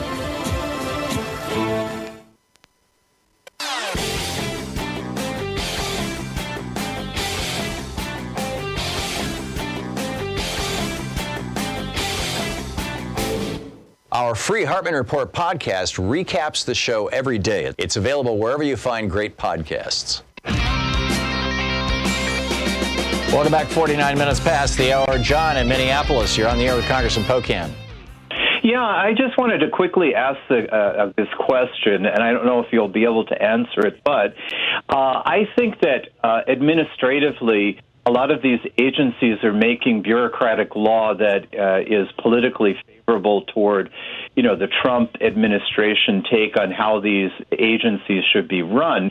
And I think Medicare is one of them, and they have a lot of, I think, power to do that, and also to set one group, age group against another, and give, say, benefits, more benefits to one age group as opposed to the other, because they've made the whole system so confusing that, maybe Social Security keeps a track of this, but I don't think that Congress is necessarily keeping track of it because, they're so invested into which they should be, into the impeachment trial. I think a lot of this stuff goes by. And anyway. So what can we? And I would add to that. Thank you, John. I would add to that. Trump last year Trump's Social Security administration allowed the private for-profit companies that offer the private for-profit Medicare Advantage plans, where you can get into real trouble if you get really seriously sick, allowed them to add things like vision and dental and rides to the doctor and stuff like that. And they're advertising like crazy because these plans are very profitable. And it's hurting Medicare badly. I mean, Medicare's lost a third of its, quote, customers since 2005 when the Bush administration first authorized this. Congressman? Yeah, so to John's first kind of 30,000 foot, if I can, absolutely, we're seeing this across all agencies, right? They're implementing President Trump's policies, and we've seen this in Department of Labor, in how people are trying to fight to have labor union elections. We've seen this in Department of Education with how Betsy DeVos has operated, and across the board. So there's no question when someone has the White House, they have an enormous amount of power, whether it be executive action or agency action, to influence things that go outside of the legislative process. So there's no question. To his very specific question, I think you're right. Social Security works. Alex Lawson does a great job. I'd go to his site and take a look. But you're right, Tom, on the issue you bring. I think my mother we found in the very same situation, and she can't get now some of the more basic things covered by Medicare because she went and did one of these other plans, but she's 90. And, they tell you what they're going to save you, and yet you don't realize what you're missing by doing some of those plans. And I think should we get a Democratic president, we have to have a serious talk about those. Yeah, amen. Chris in Oakland, California, you're on the air with Congressman Pocan. Yeah, good morning from the West Coast, gentlemen. First of all, I apologize. A really great point from one of your previous callers has led me to a complete departure from my original question. So, Congressman, I'd like to ask, speaking of the ADD hunter, Congressman, I'd like to ask you if you can speak to some of the challenges you encounter when attempting to find a compromise between trying to find ways to craft legislation to address long-term issues in an age when we live in such a partisan, governed by crisis, environment, and some of the conflicts you find in that. And I'll take my answer off the air. And thank you very much. Yeah, Chris, I hope I'm answering your question correctly, because the long term, I think, in any term, to me, in many ways, it's the same way, is it's many of the skills you learn, quite honestly, at about fourth grade level. Is, when you talk to people and you find out what you have in common rather than what you don't have in common, you have a basis to have the rest of the conversation. And, I've done this I spent 14 years in the state legislature. Now I'm going into my 8th year in Congress, before that local government. And I've always found that even people you may disagree with on many issues, if you find out what the basis of where you are on any given issue, and you find out what you got in common, you work off of that, and you go from there. And I've watched Bernie Sanders bring in, Senator Lee from Utah on the Yemen, and bring in a coalition that tried to stop the war in Yemen. It's those sort of qualities, I think, for some of us who've been around for a long time and done, that is important, So I try to not look at every Republican as, the enemy, and I know some folks do that, and I don't think that serves us the best. I may strongly disagree with them. Some people I may think are not the best legislators, but if you have to work with folks, you better find out how you can take their values and relate them to your values so you can convince them to go the right way. And we do that quite a bit on the Appropriations Committee that I serve on. So I hope I answered it, Chris, but I that truly is my perspective. It's fourth grade skills. Find out what you have in common, work off of those, rather than the other way around. It's really easy to find out what you don't have in common with people. Bill in Plano, Texas. You're on the air with Congressman Pocan. Good afternoon, Tom and Congressman Pocan. I was wondering if you have any knowledge or aware of the activities of a group called Judicial Watch that is apparently going around the country filing lawsuits in an attempt to try to have people stricken from the voter rolls. And I'm just wondering if you're aware of those activities and have any ideas how we might deal with that. I know that there have been, is there any program or campaign underway to oppose this organization? And generally to oppose voter suppression. Judicial Watch is based out of Florida. It's a right-wing group. Right, and I think, probably the premier organization doing that work right now is the Eric Holder's group, and I'm forgetting the name of it offhand, Tom. I don't know if you know. Sorry, I don't.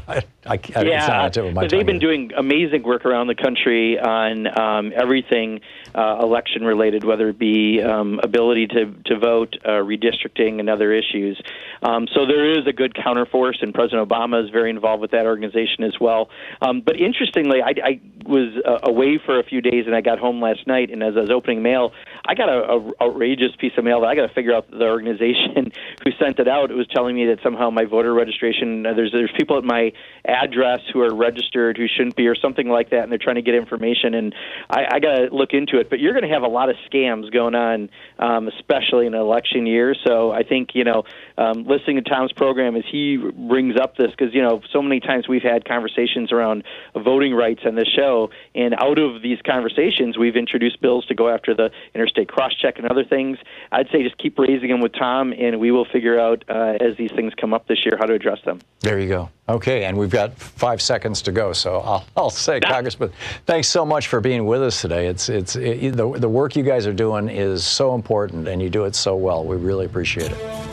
Well, thank you, Tom, and thanks to all the listeners. Yeah, thank you very much. Congressman Mark Pocan, his website, pocan.house.gov. You can tweet him at Rep. Mark Pocan. Give him a shout out and say hi. And, of course, he's the co-chair of the Congressional Progressive Caucus and represents the state of Wisconsin. We'll be back. We're going to talk with Robert Wolff about the state of the economy, and then we'll get back to your phone calls and the news of the day. Stick around.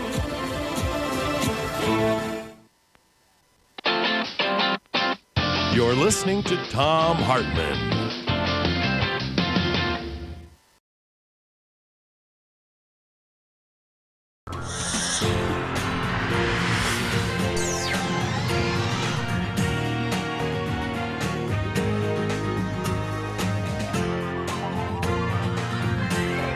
We say fight back!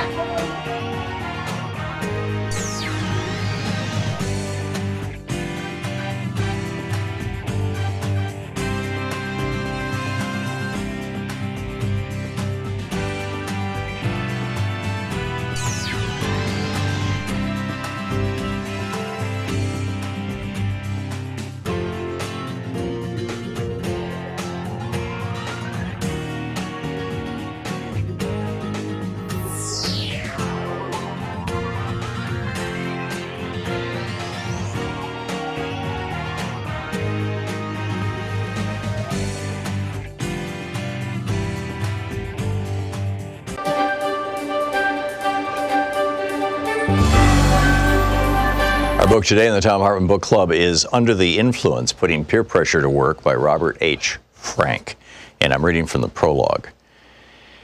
That we are more closely connected to one another than most of us realize is an old idea. An important variation dates from 1929, when Hungarian writer Frigyes Karinthy published a short story entitled Chains. Two of the story's main characters speculate that any two living people can be connected by a chain involving no more than 5 acquaintances. That some such chains exist is hardly surprising, since most of us can think of people in distant locations to whom we're connected through a small number of intermediaries. The man bites dog aspect of Karinthy's conjecture is that almost any two people, A and E, could be linked by a chain like A knows B, B knows C, C knows D, who knows E. One of the first systematic attempts to test this claim came in the 1960s with a series of experiments by the psychologist Stanley Milgram. In it, he sent packages containing a small booklet to 96 people chosen at random from the Omaha, Nebraska telephone directory. His cover letter asked them to try to forward the booklet to a specific residence of Boston, Massachusetts, through a chain of personal acquaintances. He told them the name and address of the Boston resident, that he worked as a stockbroker, and that the first person in their chain should be somebody they knew on a first-name basis. Milgram also advised them to choose someone they believed, presumably based on the target's location and occupation, could be socially closer to the target than they were themselves. Subsequent recipients in the chain were asked to forward the same instructions. Many of the Omaha recipients undoubtedly tossed Milgram's booklet in the trash, so it's remarkable that the Boston target received 18 of the 96 packages. The average number of links in the 18 chains was 5.9. But the now familiar expression 6 degrees of separation would not gain broad currency until many years later, when John Guare's play by that name premiered on Broadway in 1990. The concept became a meme in full when 4 Albright College students introduced 6 Degrees of Kevin Bacon in 1994, a game designed to measure the professional proximity of an actor, living or dead, to the American film star Kevin Bacon. An actor has a Bacon number of 1, for example, if he or she appeared in the same film with Bacon. Someone who appeared in a film with another actor who appeared in a film with Bacon has a Bacon number of 2, and so on. The average Bacon number is 2.95 among actors who have one. In that group, even the actor most distant from Bacon, William Rufus Shafter, has a Bacon number of only 7. Shafter, a Union Army officer during the Civil War, appeared in 2 films in 1898. For academics who study social connectedness, the 6 degrees concept gained little traction until 1998. That's when the sociologist Duncan Watts and the mathematician Steve Straga published their landmark paper, Collective Dynamics of Small World Networks in Nature. In the years since then, this paper has provided the mathematical foundation for the analytical tools that social scientists have been using with such remarkable success to study how ideas and behaviors spread through populations like infectious diseases. It has already been cited by other scholars more than 38,000 times and is one of the few papers ever published to be among the most widely cited works in multiple disciplines. In his 1976 book, The Selfish Gene, the evolutionary biologist Richard Dawkins coined the term meme, which Webster now defines as an idea, behavior, style, or usage that spreads from person to person within a culture. The meme is to cultural transmission, Dawkins argued, as the gene is to biological transmission. One of Charles Darwin's central insights was that natural selection favors genetic variations that enhance the individual organism's ability to survive and reproduce. Much of the time, the same variations also benefit larger groups, but often not. For example, an inclination to cheat when no one's looking might benefit individuals, but widespread cheating almost always makes matters worse for groups. It is the same with memes. The memes that propagate most successfully are often ones that benefit both individuals and groups. But here too, not always. As the legal scholar Jeffrey Stake has argued, ideas should not be treated as inert products, but as living things that sometimes exert some influence over their environment. Some of the ideas are more adept at surviving than others, and the ones that survive will not necessarily be good for humans. It is often hard to evaluate whether a specific behavior even qualifies as a meme, and if so, whether its consequences on balance are positive or negative. Yet sometimes the evidence is clear. We know, for example, that the strongest predictor of whether people will take up smoking is the proportion of their close friends who smoke. Smoking is thus clearly a meme. The negative health consequences of smoking are also conclusively documented, and most smokers themselves express regret over having started. By definition, then, smoking unambiguously qualifies as a socially destructive meme. On the other side of the ledger, we have compelling evidence that the adoption of photovoltaic solar panels is both socially contagious and almost uniformly positive in terms of environmental consequences. Accordingly, few would object to calling the practice a socially beneficial meme. Adam Smith, widely considered the father of economics, is often cited in defense of the claim that competitive markets produce the greatest good for the greatest number. The book is Under the Influence by Robert H. Frank. Hey, my new book, The Hidden History of the War on Voting, Who Stole Your Vote and How to Get It Back, is arriving in bookstores on February 10th. More information is available at all fine bookstores. I cover how the heartbeat of democracy depends on the vote. This book goes into depth on the racist legacy of our vote and the unique struggles of African Americans, women, and Native Americans. In part 2, there's a deep dive into the economic royalist modern war on voting. And part 3 is the solution section, how to get out there and get active. I'm also on the road to the book tour for The Hidden History of Voting. Join me on Monday, February 17th in San Francisco for the Berkeley Arts and Letters series, on Wednesday, February 19th at Town Hall, Seattle, Sunday, February 23rd for the Blue State Ball in Minneapolis, Friday, February 28th at Powell's in Portland, and Sunday, March 1st in Chicago. More information is available at thomhartmann.com. This book is the third in the series after The Hidden History of Guns and the Second Amendment and The Hidden History of the Supreme Court and the Betrayal of America. Want to connect with the show online? You can find the Thom Hartmann Program on Facebook, Twitter, and Instagram.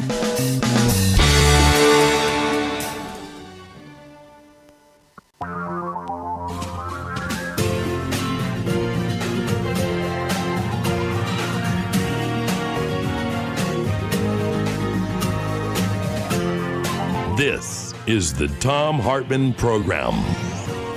And welcome back to the third hour of our program. On the line with us is our old friend, I almost called him a congressman, Professor Richard Wolff. We just had a congressman on, I'm sorry. Professor Wolff is an economist. He's the co-founder of Democracy at Work. Democracyatwork.info is the website. He's the author of numerous books, including Understanding Marxism, his latest Understanding Socialism, rdwolf.com, and democracyatwork.info, his websites, and you can tweet him at Prof. Wolff, and there's 2 F's in Wolff. Professor, welcome back. Thank you, Tom. Glad to be here. So I shared with you a kind of eccentric newsletter I get. I subscribe to this investment newsletter called Aid and Forecast, and they've got a guy who does a daily little rant. And he was talking about how, in his opinion, and his opinion tends to be a little on the right, but in any case, Chuck was writing about how he thinks that GDP and unemployment, that the economy, that the numbers that are being cited by the Trump administration do not reflect the reality of the economy, first of all. And secondly, that they might even actually be cooking the books beyond the extreme to which the books are normally cooked. Bernie Sanders has been talking about this for years, that we're using the wrong measure of unemployment, we're using the wrong measures for inflation and things like that. What are your thoughts on all this? It is. You're quite right. It is an old debate. Economists have been, from the right and the left, I might say, have been skeptical about the statistics, both on theoretical grounds, but also on the grounds that political interference by the people who sit on top of the government pyramid to try to get reelected by cooking the books is fairly obvious. Some of that is going on most of the time. It's very hard to know exactly how much or how big of an impact it has. Having said all of that, one of the points that Aiden makes that is very valid is a very simple idea.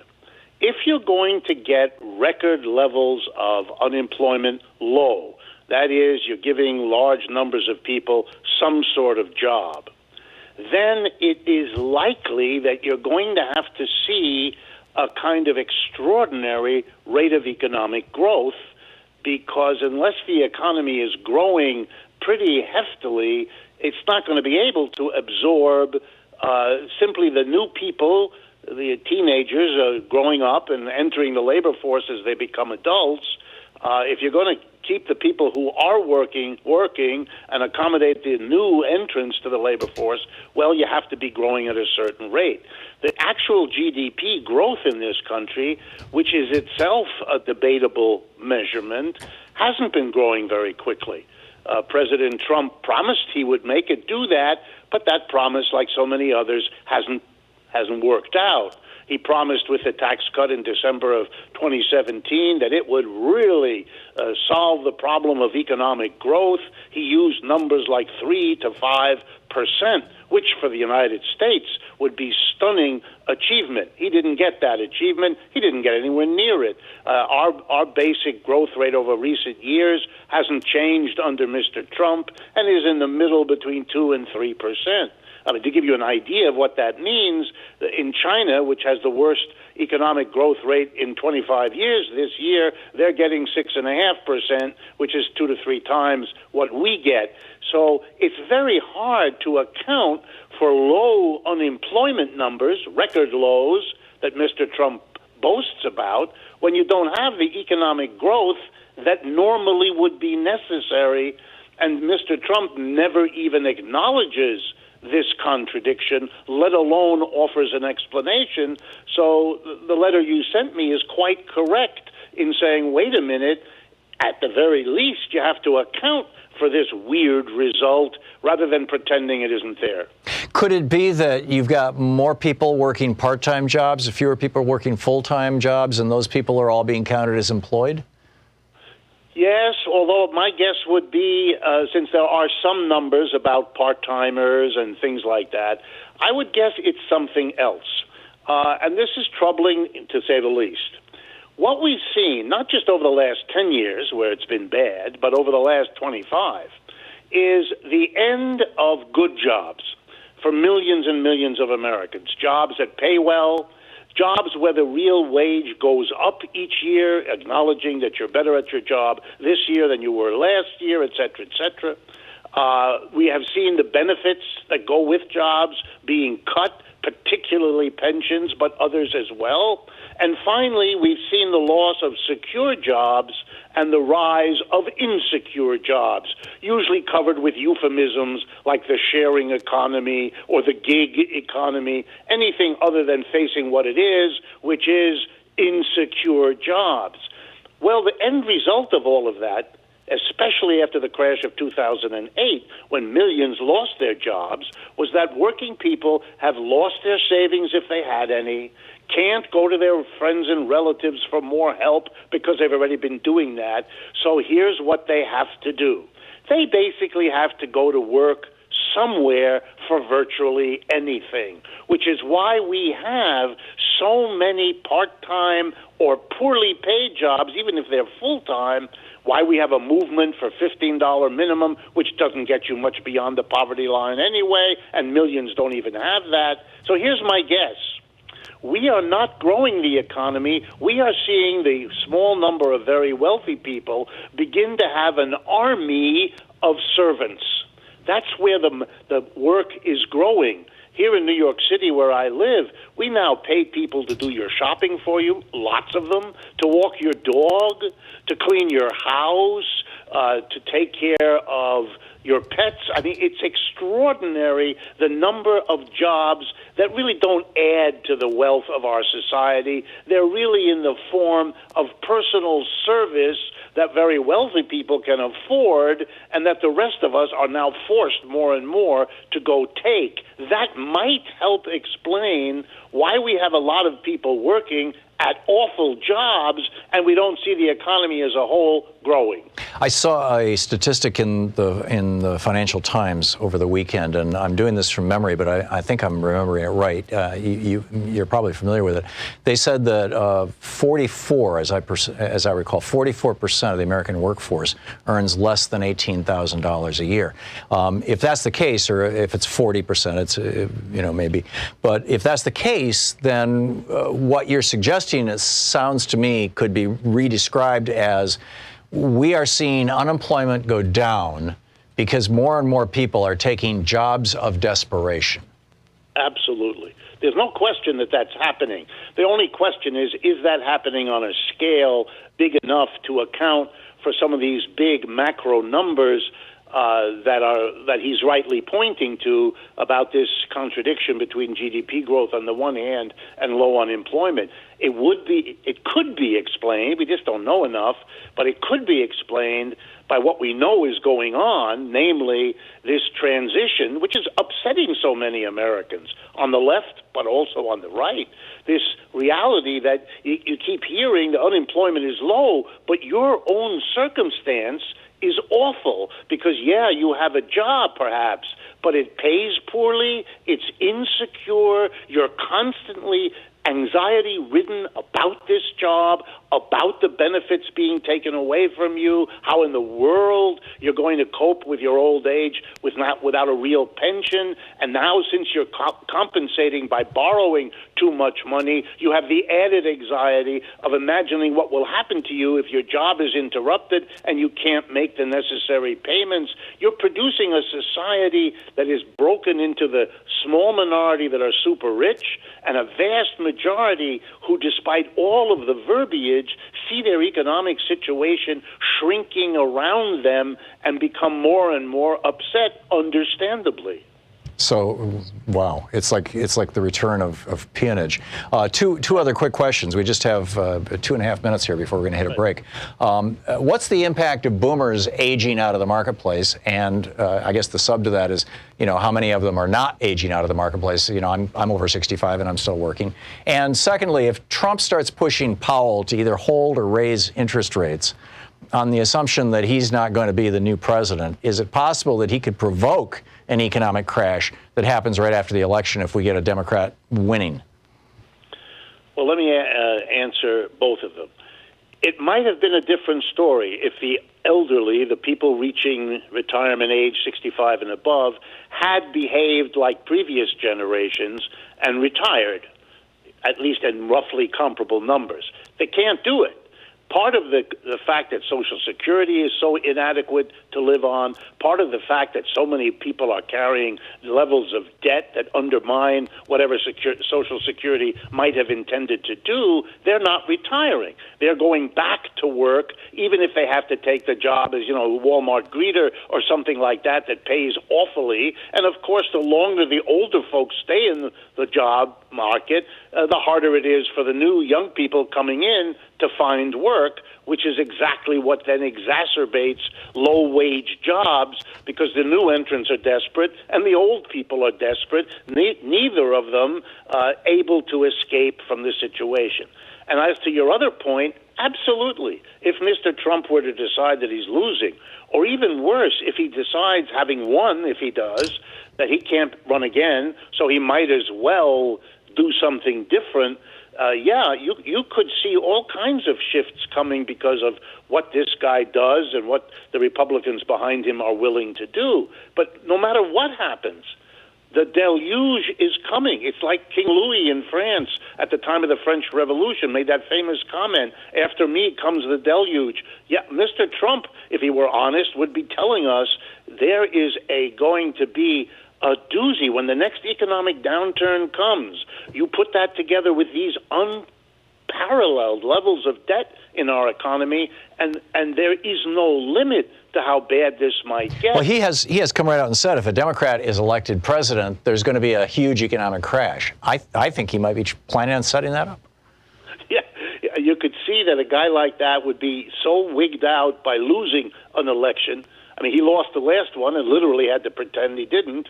So, yeah, who knows what he might do. But the sad reality is, even if he didn't, you've set up a situation of overused debt that could come back to haunt anybody who becomes the next leader. Remarkable. Professor Richard Wolff, thanks so much for being with us today.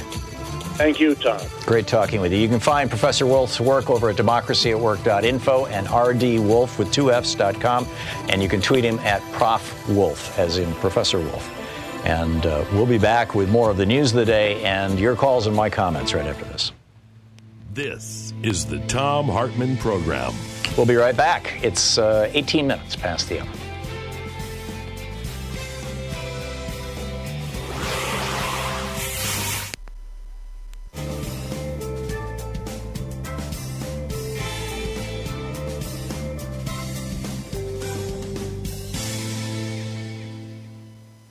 And welcome back. Let's see here. David in Claremore, Oklahoma. Hey, David, what's on your mind today? Hello, Tom. Great to talk to you. Thanks for all your educational. My pleasure, David. What's up? Yeah, appreciate it. What I was listening to you and Congressman Pocan, and I've heard this before on the show about the Medicare and the Medicare Advantage plans. Okay. And my wife went on Medicare this year, and we looked all that over and basically had to take an Advantage plan from the way we understood it. Is there, and then you're saying those might not be good. I don't know. We haven't had that opportunity yet, thank goodness. But is there any other option for a person, or what you are saying is that Medicare has become this to where you have to take some sort of, I don't know how else you're going to cover the 20% that Medicare doesn't cover. Oh, you buy what's called a Medigap plan. That's what I do. I have Medicare, and then I have a Medigap plan from a private insurance company, which is not United Healthcare, and thank God. And the Medigap plan fills in that 20%, and it costs me, I don't know, $150 a month, something like that. And but you can only, I believe, you can only make that transition during the renewal period, which is roughly November and December. Right. So he's calling that a Medigap plan, but if that's still like private insurance, what's the difference between that and the Advantage plan like we? Yeah, the Medigap plans are heavily backstopped by the federal government. So if you're really, really sick, and this becomes more important the older people get, if you're really sick or if you're spending a lot of money, you're still not going to encounter caps, lifetime caps, limits. You're not going to encounter, in most cases with the Medigap plans, things like you have to be in network as opposed to out of network. You're not going to have gotcha, surprise billings. All of that stuff goes away. I pay absolutely nothing and haven't since I turned 65, which was 3 years ago. And I've had surgery since then. Medicare paid for it. The Medigap plan, I pay nothing. I pay no copay when I go to the doctor. It literally covers everything. The way that Medicare Advantage programs make money for the insurance companies is mostly with the in-network, out-of-network games, and you'll find if you read the fine print of your policy that there are a whole lot of gotchas. There's a whole lot of areas where they can refuse to cover or refuse to pay. None of that even exists with Medicare and the Medigap plans. So, but on the other hand, they front load these things with things like, well, we'll pay for a gym membership, or we'll your premium will be zero. The only way that they can afford to do that is by denying care to people later on. So what often happens is people get the Medigap plans for the first 3 or 4 years after they retire if they're in good health. And then when their health starts deteriorating as they get into their 70s or 80s or 90s, they're forced off the Medigap plan or the Medicare Advantage plans. And the companies really want to force them off. And then they sign up for regular Medicare and get a Medigap plan. Okay, well, thank you. That's very interesting. You probably helped a lot of people out with that. Yeah. Well, I believe you can learn a lot more about this over at SocialSecurityWorks.com. Social Security Works is a great organization. They've done a lot of work on this. I've had Alex Lawson, the founder, on this program a number of times, and he just comes right out and says Medicare Advantage is a scam. And you want to get away from it as soon as you can. David, thanks a lot for the call. We'll be right back. It's 22 minutes past the hour.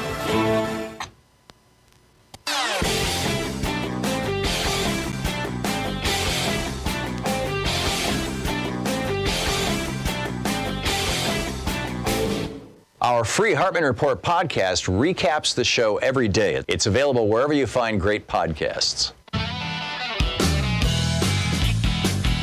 Welcome back. Thom Hartmann here with you. Carol in Ocala, Florida. Hey, Carol, Carl, what's on your mind today? Thank you, Tom. I haven't been called Carol in a lot of years. My apologies. That's okay. We had an interesting conversation, you and I, a week or so ago about tactical actions versus strategic. Mm-hmm. And I had an idea and a concept, and it's born out of a sort of a belief of mine that Democrats fail miserably when it comes to messaging, particularly when you're fighting a guy like Trump who really knows how to use the 8-word, 5-second soundbite message. Yes. If I believe my research indicates that there are 9, I could be 10, but I believe there's 9 senators who have some apprehension about their reelection promises. So they're susceptible as an audience to being swayed by public opinion to vote the right way during this trial. Right. These are senators in so-called purple states. Yeah. Yeah, the purple and so on. Yeah. And there's a couple, I think, in actually red states, but they look pretty good for yeah, like Tom Tillis. Yep. So what I'm suggesting, or what I was wondering, why, if the active, interested public, old, young, sideways, whatever, were interested in doing something positive. I believe in getting out and doing something. Don't just talk and moan about how bad things are. I love listening to your show, and it's wonderful to hear what the world is doing, but it always encourages me to get off my butt and do something. Good. If somebody put out to the American public a list of 9 senators and the states they're from, and maybe might even be a couple selected zip codes, when you call that main number at Congress, they say, "Thank you for calling the Capitol. What state or zip code do you want?" Or give me your zip code. So right. I don't do that. I just say what state. I've called all 9 of them myself. Yeah. I don't live in their states, but I've called all 9 by saying Tennessee. Mm-hmm. Well, here's the 2 senators. Well, I want Lamar Alexander. Right. And okay, so who's retiring, by the way, maybe swayable. I know he is. I know he is not susceptible, but I think there's another. I called him just because I know him. I lived in Tennessee for a while. And so was active in. So your suggestion is that some group put together this list and get it out there. I don't think that's a bad idea. Are you familiar with the website dailyKos.com? KOS. No, I'm not at all. This is a website, a progressive website that was started maybe 15 years ago, thereabouts, by a guy named Marcos Molitsas. He started it, I believe, early in the Bush administration. It's been around as long as my show's been around, and it has grown to become one of the probably top 5 progressive websites in the country. And they are very, very active in electoral politics. They've got a little PAC associated with them that's very transparent. You can see where the money goes in and how it goes out, that supports progressive candidates.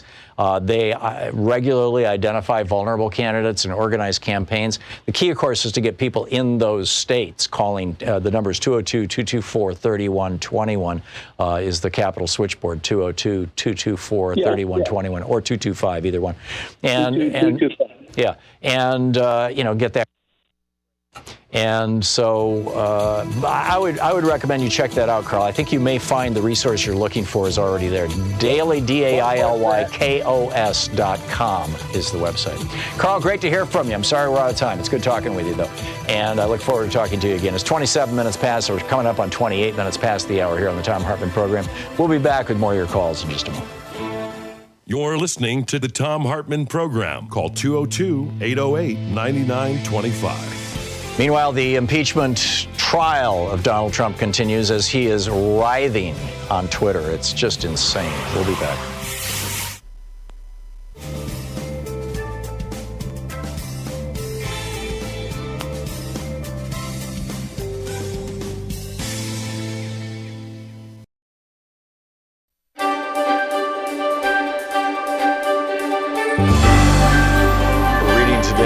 Guns for Hire, how the CIA and U.S. Army recruit mercenaries for white Rhodesia. It's a historical reprint of what appears to be a 1979 pamphlet, basically. This is from the introduction. It does have an ISBN number. It is available in book sources. In Zimbabwe, Rhodesia, actually this must have been published post-1980 because they're referencing Zimbabwe. In Zimbabwe, Rhodesia, 270,000 white settlers, mostly immigrated since World War II, controlled the government and economy, ruling over the 7 million black Africans. The Zimbabweans cannot vote. They have been forced off the bulk of the arable land, and they have no democratic rights whatsoever. All labor performance in Zimbabwe is black labor, and it is intensely exploited, often at less than subsistence wages. Zimbabweans have been fighting European invaders since the early 17th century. Since the 1890s, they have been directly ruled by Europeans, at first in the form of a private British corporation, the British South Africa Company. Since 1923, direct political rule has been in the hands of the white settlers, currently led by Ian Smith and his fascist Rhodesian Front Party. It's important to note that the white settlers were originally given this direct local power as a, quote, self-governing colony of the British government, thereby creating a master-caretaker relationship.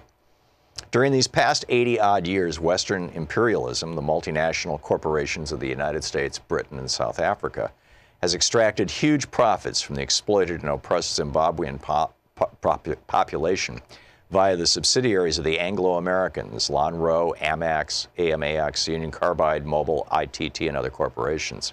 They fully intend to continue doing so as long as they can. The white settler minority has been rewarded for their violent subjugation of the Zimbabwean people with perhaps the highest national standard of living in the world. Sir Roy Walensky, the former Prime Minister of the Central African Federation, which included what is now Rhodesia, once said, "This man Smith has an appeal. It's the appeal of an easy life. For $6,000 a year, you can have 5 servants, a swimming pool, and a lot." Beginning during the early 1960s, however, the Zimbabwean nationalist forces under the leadership of the Zimbabwe African National Union, ZANU, evolved the strategy of guerrilla war to liberate their people and land. It is proving to be very successful. There are 20,000 guerrillas in base camps in Tanzania and Mozambique, over 3,000 in Zimbabwe itself, and this number is continually rising. In a meeting between Stephen Solars, a U.S. congressman, and the ZANU guerrilla leaders, they were reported to reject the possibility of enlisting the assistance of Cuban or other foreign troops, declaring that if we cannot liberate ourselves, we do not deserve to be liberated. Despite Western propaganda to the effect that the U.S. and British only wish to avoid a bloodshed in Rhodesia, don't forget the Zimbabweans have been bleeding for almost a century, their real fear is that the liberation struggle will win. With this victory in sight, it is not surprising that the counterattack by the Smith regime has become more vicious and brutal. Actually, this must have been published pre-1980 because this is when Smith was still in power in Rhodesia. More than 250,000 rural Zimbabweans have been forced into concentration camps. Terrorist raids have been conducted against Zimbabwean refugees in Mozambique.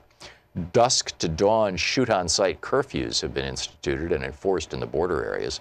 And escalating counterinsurgency attacks have been launched against the military arm of the liberation struggle, the Zimbabweans' People's Army, ZIPA. It is crucial for Westerners to understand that the Smith regime has not stood alone in this barbaric campaign. This pamphlet documents the critically important element in U.S. imperialism's support for the Smith regime, white mercenary reinforcements for the fascist Rhodesian, quote, security forces. This flow of U.S. mercenaries to prop up white Rhodesia is an important, though secret, part of U.S. imperialism's strategy for Africa. The U.S. has massive investments in southern Africa. Zimbabwe alone supplies the bulk of high-grade chrome ore used in the U.S. for jet engines and other advanced technological items. Coal, copper, and other minerals are ripped out of Zimbabwe for U.S. industry.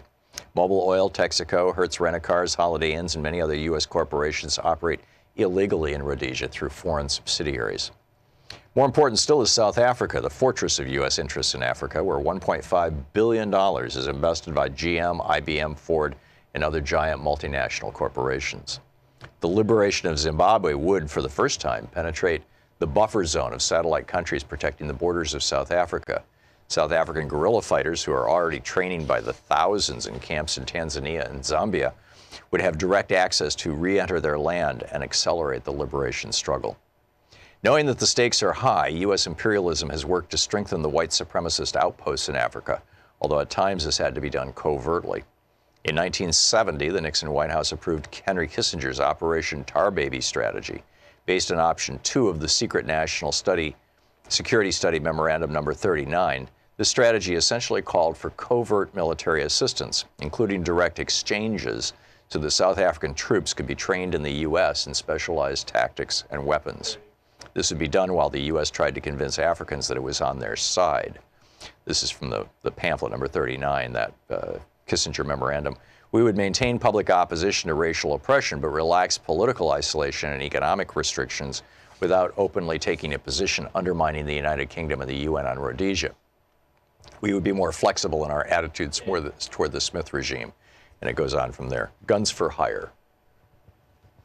Hey, my new book, The Hidden History of the War on Voting, Who Stole Your Vote and How to Get It Back, is arriving in bookstores on February 10th.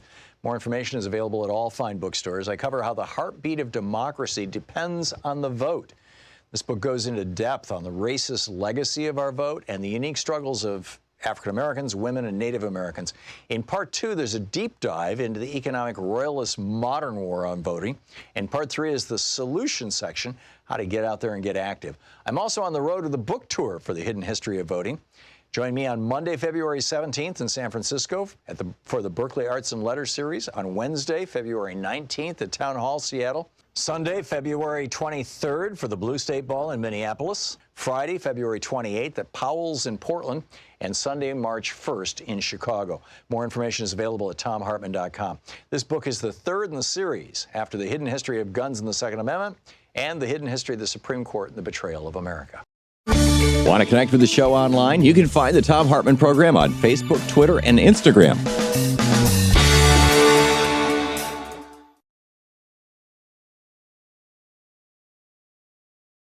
Welcome back. Thom Hartmann here with you. And boy, so much going on in the world. Somebody sent a note to our webmaster, Nigel, saying that for those people who are turning 65 after January 1st of 2020, which is now, I guess, that Medigap Medicare plans are not available. Not true. The only kinds of Medigap plans that went away were Medigap Type E and something else, and they were plans that basically had zero deductible period. They've been replaced by plans that have a deductible that's like $150, but there's a $150 discount on the premium, and so it all kind of washes out.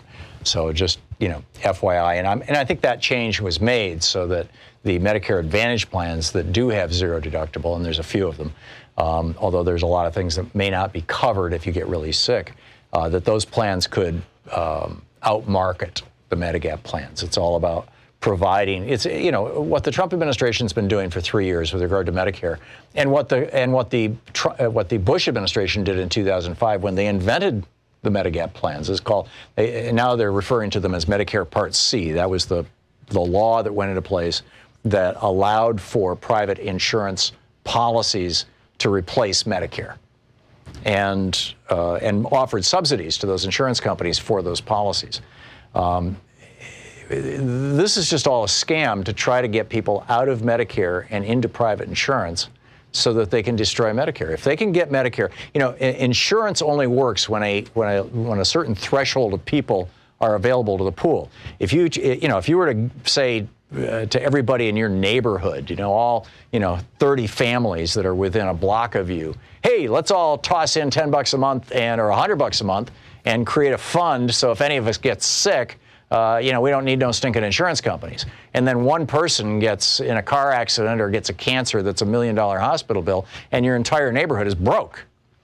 On the other hand, if it was your entire city with 1 million people, everybody kicking in $100, you could probably pull it off. Better would be 10 million people or 20 million people. You've got to have economies of scale. And if these guys, they've already got 1/3 of the people on Medicare to abandon Medicare. You see all this advertising on TV.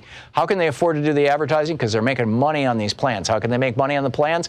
Because they're full of gotchas and trapdoors and things you can fall through and whatnot that people don't even realize are there until they've been on the program for 2, 3, 4 years and they get a serious illness.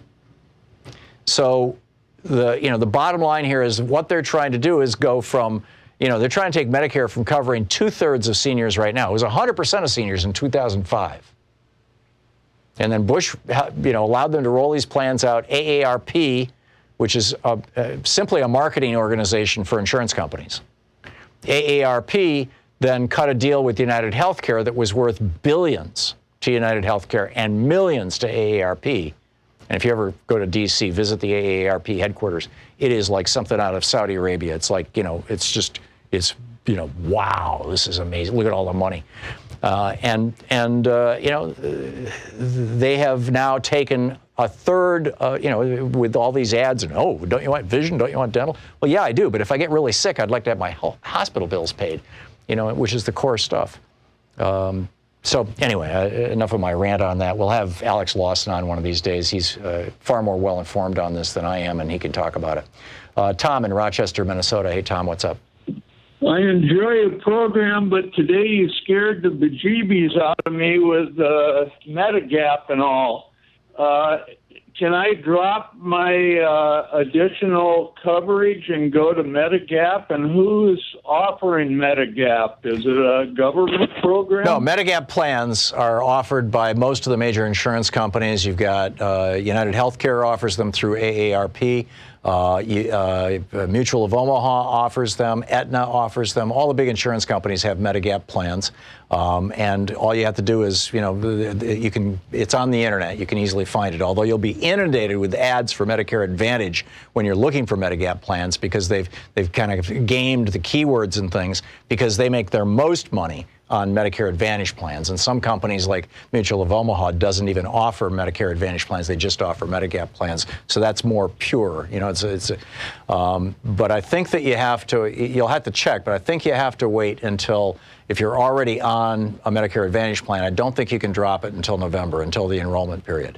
And that's why. I was trying to find out if my University of Minnesota UCare plan is Medicare Advantage or not, but I couldn't find out yet. Well, the way to find out is if you have one plan that covers absolutely everything and one single payer that is paying everything, one company, then you have a Medicare Advantage plan. If you have a plan that fills in the 20% hole that was built into Medicare from the beginning, because the Republicans said people have to have skin in the game, because LBJ's original proposal was that Medicare would cover 100% of everything. And in order to get it passed in the late 60s, he had to go along with the GOP and say, okay, well, we'll create this 20% hole. And of course, that was a place that the insurance companies could step in. And those are the Medigap plans, which are, just backstop Medicare and everything is good. But, you can track it down on the internet. It's not that hard, Tom, once you understand the difference in the language. And like I said, what you'll find is when you're poking around, Googling around or DuckDuckGoing around or whatever, that you're going to find a lot of, frankly, deception around Medicare Advantage. But I don't use a computer. I don't know anything about them. Then if you have an insurance agent, talk to your insurance agent. Thank you. Okay, good talking to you, Tom. Jerry in Glendale, California. Hey, Jerry, what's up? Hi, Tom. I wanted to get your impressions of an address, if you've seen it, that President Trump made to the World Economic Forum. I have read about it. I have not seen it. I had the unfortunate occurrence to see it, I believe, live. It came on in the middle of the night here in Los Angeles on BBC World News, and it was profoundly disturbing.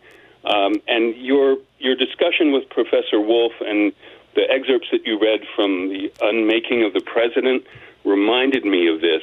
It was in the middle of the night, and I think I've tried to block it out, but it was so profoundly disturbing because he laid out this scenario where his administration was lifting people out of poverty in a historic way. He was talking about how his administration was focused on the middle class and working people and bringing prosperity to them, and communities of color experiencing an economic and this prosperity boom unlike anything they'd ever known. It was just it was so disturbing. It was so bizarre. I wondered if you he's been saying that for some time, and yeah, as unemployment goes down, Black and Hispanic unemployment is also down, which is a good thing, broadly speaking. But as Professor Wolff pointed out, those jobs don't pay, bupkis. 44% of Americans earning under $18,000. I call them desperation jobs, and Professor Wolff agreed with me. But Trump has been peddling this stuff for a while, and he'll continue to peddle it. And it's the tail end of the Obama expansion. But see, the problem is that nobody has reversed Reaganomics.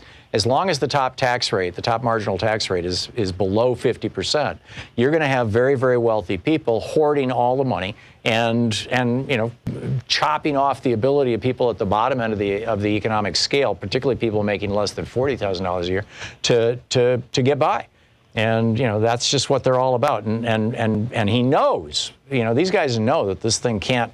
Is not sustainable, and so anyhow, Jerry, thank you for the call. I share your concern, and in fact, there was just an amazing thing. I printed it, but I haven't gotten the printout yet. Let me see if I can find the. No, I can't. It's gone now. If Lise could bring that to me from the printer, I'll rant about it in just a minute.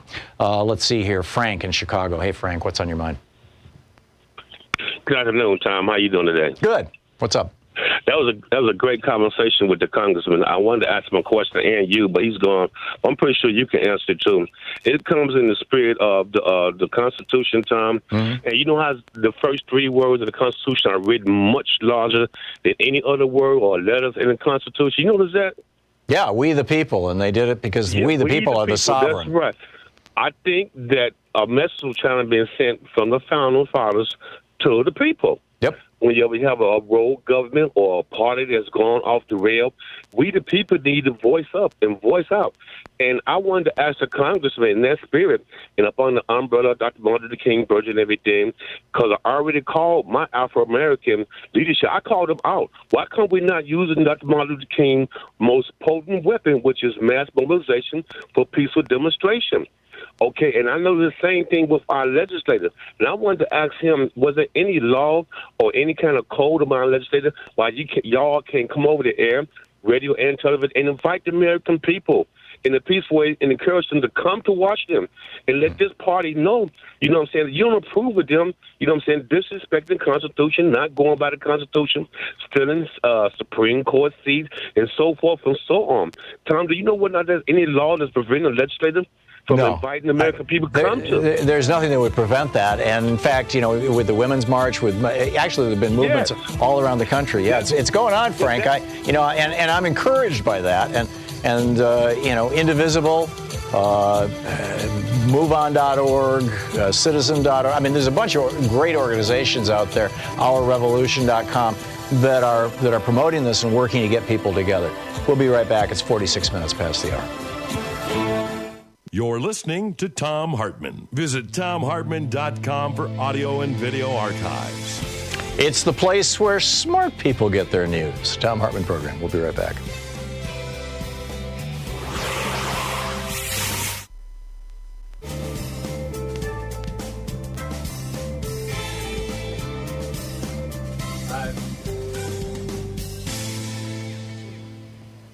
And welcome back. Pam in Charlestown, New Hampshire. Hey, Pam, what's up? Thanks for watching Free Speech. Hi, Tom.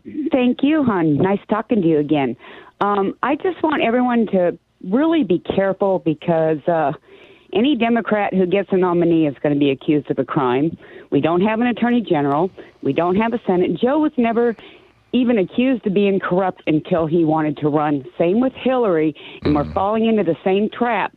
So whoever gets a nomination, they're going to go find a crime, and they're going to accuse you. So everyone should be really careful to have the government accuse you of a crime you did not. We're falling into the same trap as we did in the 2016. Yeah, I agree. And people need to just be careful because it could be Bernie that's accused of a crime or Elizabeth Warren. We just need to be really careful because no one's accused of a crime until they run, Tom. Yeah, and you're in New Hampshire, where politics is a spectator sport, and Yep. you certainly know what you're talking about. Pam, thank you for the call, and thanks for sharing that with us. Michael in Wilkes-Barre, Pennsylvania. Hey, Michael, what's up? Hey, Tom, I have a silly comment, but I think one that has to be made. Okay. Trump keeps calling any investigation into a witch hunt. Right. And locally, we have a response to corrupt politicians that call investigations witch hunts. And that is, it must be a witch hunt because it looks like we caught a witch. Okay. All right.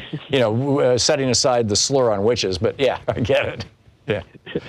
So okay. Michael, thank you. That's a good one. Jeff in Portland. Hey, Jeff, what's up? Hey, good morning, Tom. Thanks for taking my call. Sure. First off, Congressman Pocan was exactly right when he said, as it stands, it's not a trial. Until we see witnesses and documents, let's not call it a trial. Call it an affront to the Constitution, part of an ongoing anti-democratic. Let's call it a cover-up. Call it a trial. Yeah, a cover-up. Okay. And furthermore, Tom, Time.com posts a very good piece by Martin London on Monday where he persuasively articulated what the Constitution says about impeachment and how it gives Chief Justice Roberts the full power to preside over the trial and therefore allow witnesses and documents. Tom, does Roberts really want to go down in history as the first Chief Justice to not have witnesses in an impeachment trial? I think he does. He's also going down in history as the guy who gutted the Civil Rights Act or the Voting Rights Act, or both, arguably. He's going down in history as for all kinds of horrible things. But that's the pressure point the Democrats have to hammer on. This is the 16th impeachment trial. They have tried to. They have made that presentation several times. Now they haven't called out Roberts by name. That would be a breach of decorum. Although if I was doing it, I might. But I'm not sure how to pressure John Roberts. I don't think there's any way to do it. The guy's got a lifetime appointment. He's completely independent. His office doesn't even take phone calls. I mean, from voters and things. Senator Van Hollen did introduce an amendment to McConnell's rules that would have allowed Roberts to rule on whether there's witnesses or not. It did get shot down, but the main point should be that those rules that McConnell instituted are unconstitutional in that they curtail Roberts' power to preside. Jeff, here's the problem. I don't disagree with you on any of this. The problem is that we're talking about yesterday's battle. This battle was fought and won by the Republicans by and large on Tuesday. And, we've got to work with what we have at this point. And I don't think that you can rely, the salvationistic thinking, if somebody will save us, John Roberts is not going to save us. We have to save ourselves. I get your point, Jeff. I agree with your point. But I don't see any way to change those Senate rules now. It's 10 minutes before the hour.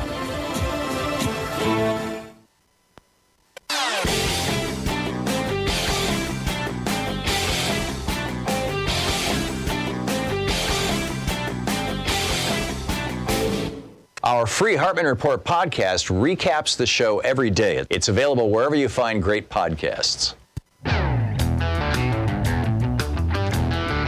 Welcome back. 51 minutes past the hour. Thom Hartmann here with you. Bob in Mill Creek, Washington. Hey, Bob, what's on your mind?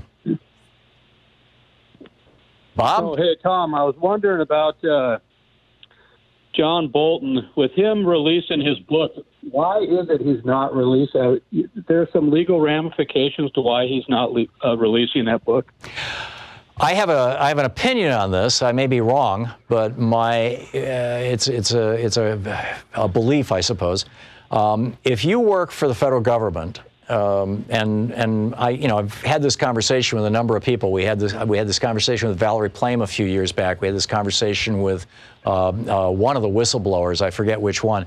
If you work for a federal agency and you write a book about your time in that agency, you have to submit that book to that agency for vetting before it's published, so that they can object to anything that might be revealing national security secrets or whatever. They can't object to things that merely reflect poorly on them, but they do have the ability to basically censor, edit, or keep stuff out of your book. So John Bolton may well be in a situation where a lot of the stuff that he wants to write a book about, or has already written a book about and wants to get published, the White House would not allow to be published. So if he can get himself in front of a congressional body under subpoena, everything he says becomes part of the public record. It goes in the congressional record. And as part of the public record, it can be published, regardless of objections from the White House. So he may have 6 or 8 points in his book and some details that support those points that he desperately needs to get into the public domain so that his book can get published. And that may account for his sudden willingness to, basically, speak out and stab Trump in the back, from Trump's point of view, certainly. Maybe from Bolton's, I'm not sure. But that's just my theory, Bob. I don't know how it's going to play out. Patrick in West Los Angeles. Hey, Patrick, what's up? Hey, Tom. Thanks for the line. Appreciate it. The Jabba the Hutt and Mitch McChinless and all of the Republicans have abandoned decorum a long time ago, and I just don't know why it is that Democrats are, hold to the concept of decorum. Well, it's like if you go to some, if one of your neighbors throws a New Year's party and you go over there and you're sitting there having a glass of wine talking to them, and you look down at the carpet and say, boy, this carpet really looks like crap. They're not going to be inclined to treat you nicely. I think that the House managers who are leading the charge in this impeachment trial they're in somebody else's house. They're in the Senate, and the Senate, by the way, senators tend to think of House members as children, as the rabble, and so they have to preserve decorum, or they're going to hurt their own cause. Patrick, I think they should occasionally go outside. And, every once in a while, throw something out there when that's what Nadler did when he used the word lie on Monday night, and to describe the behavior of the lawyers for Donald Trump, and it blew up, and it blew up big. And John Roberts admonished him, and I really don't think that they want to do that again. But I get what you're saying. I mean, I would love to be out there with a flamethrower, but I just don't think it's going to work, and I know they're not going to do it. Thanks for the call, Patrick. Raymond in Knoxville, Tennessee. Hey, Raymond, what's up? Hello, Tom. I wanted to address the issue about the Medigap insurance going from Medicare Advantage to Medigap. Mm-hmm. Do you know something I don't? Yeah, I did that this past open enrollment period. Mm-hmm. I canceled my Medicare Advantage, and I signed up for an individual Part D plan, and Medicare tells you to find these insurance companies like you've been saying, so I did that. So I found a company, I applied, and one thing I didn't realize that I know now is that if you try to do this and you're under 65 and on disability, they'll find a way to deny you, which is what they did me. It's what they did to me. Yeah, that's a whole different ball of wax if you're on disability. Yeah, at first they told me that, I marked the answer wrong on one of the questions, which that application is it's not very user-friendly. Yep. And then after I did that, they came back and said, oh, well, since you had Medicare Advantage last year, you can't apply for a Medigap plan, and so you're not in the open enrollment period. And then they denied me for pre-existing conditions, so now I have a Part D plan and just Medicare. I can't go back to Advantage or anything, and so that's where I'm at now. So That's one thing. So there's a cautionary tale here, Raymond. To tell be sure to check this stuff out. Look at it. 16 Ways to Sunday, and in particular, if you're under 65, then and on disability, and that's what qualifies you for Medicare. There's a whole bunch of exceptions. Raymond, I need to move along, but thank you for sharing that. David in Barstow, California. Hey, David. Hey, Mr. Hartmann. How are you? Good. We have about a minute, I think, left here. Okay, I'll make it quick. We've got 2 seconds. David, I'm sorry. You're very familiar with Hello? Yeah, David, I'm sorry. I misread my clock. I thought I had a minute. I didn't. I was out of time. Call back again tomorrow, please. My apologies. We'll give you 2 calls in a week. We'll break our own rule. Thanks so much for being with us today. We'll be back tomorrow, same time, same place. In the meantime, don't forget, democracy requires you. Like Demos, people, us. Get out there, get active, tag, you're it, and tell your friends how to find progressive media. Turn them on to what you're listening to. Share it with them as widely as you can. We'll see you tomorrow.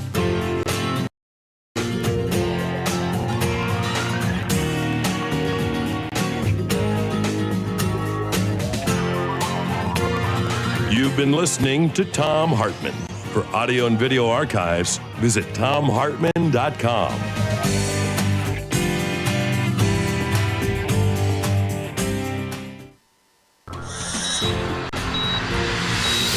Hello, I'm Casey Hawks. And I'm Shane Mason, and we're the hosts of Nurse Talk Radio. Here's what we're talking about this week.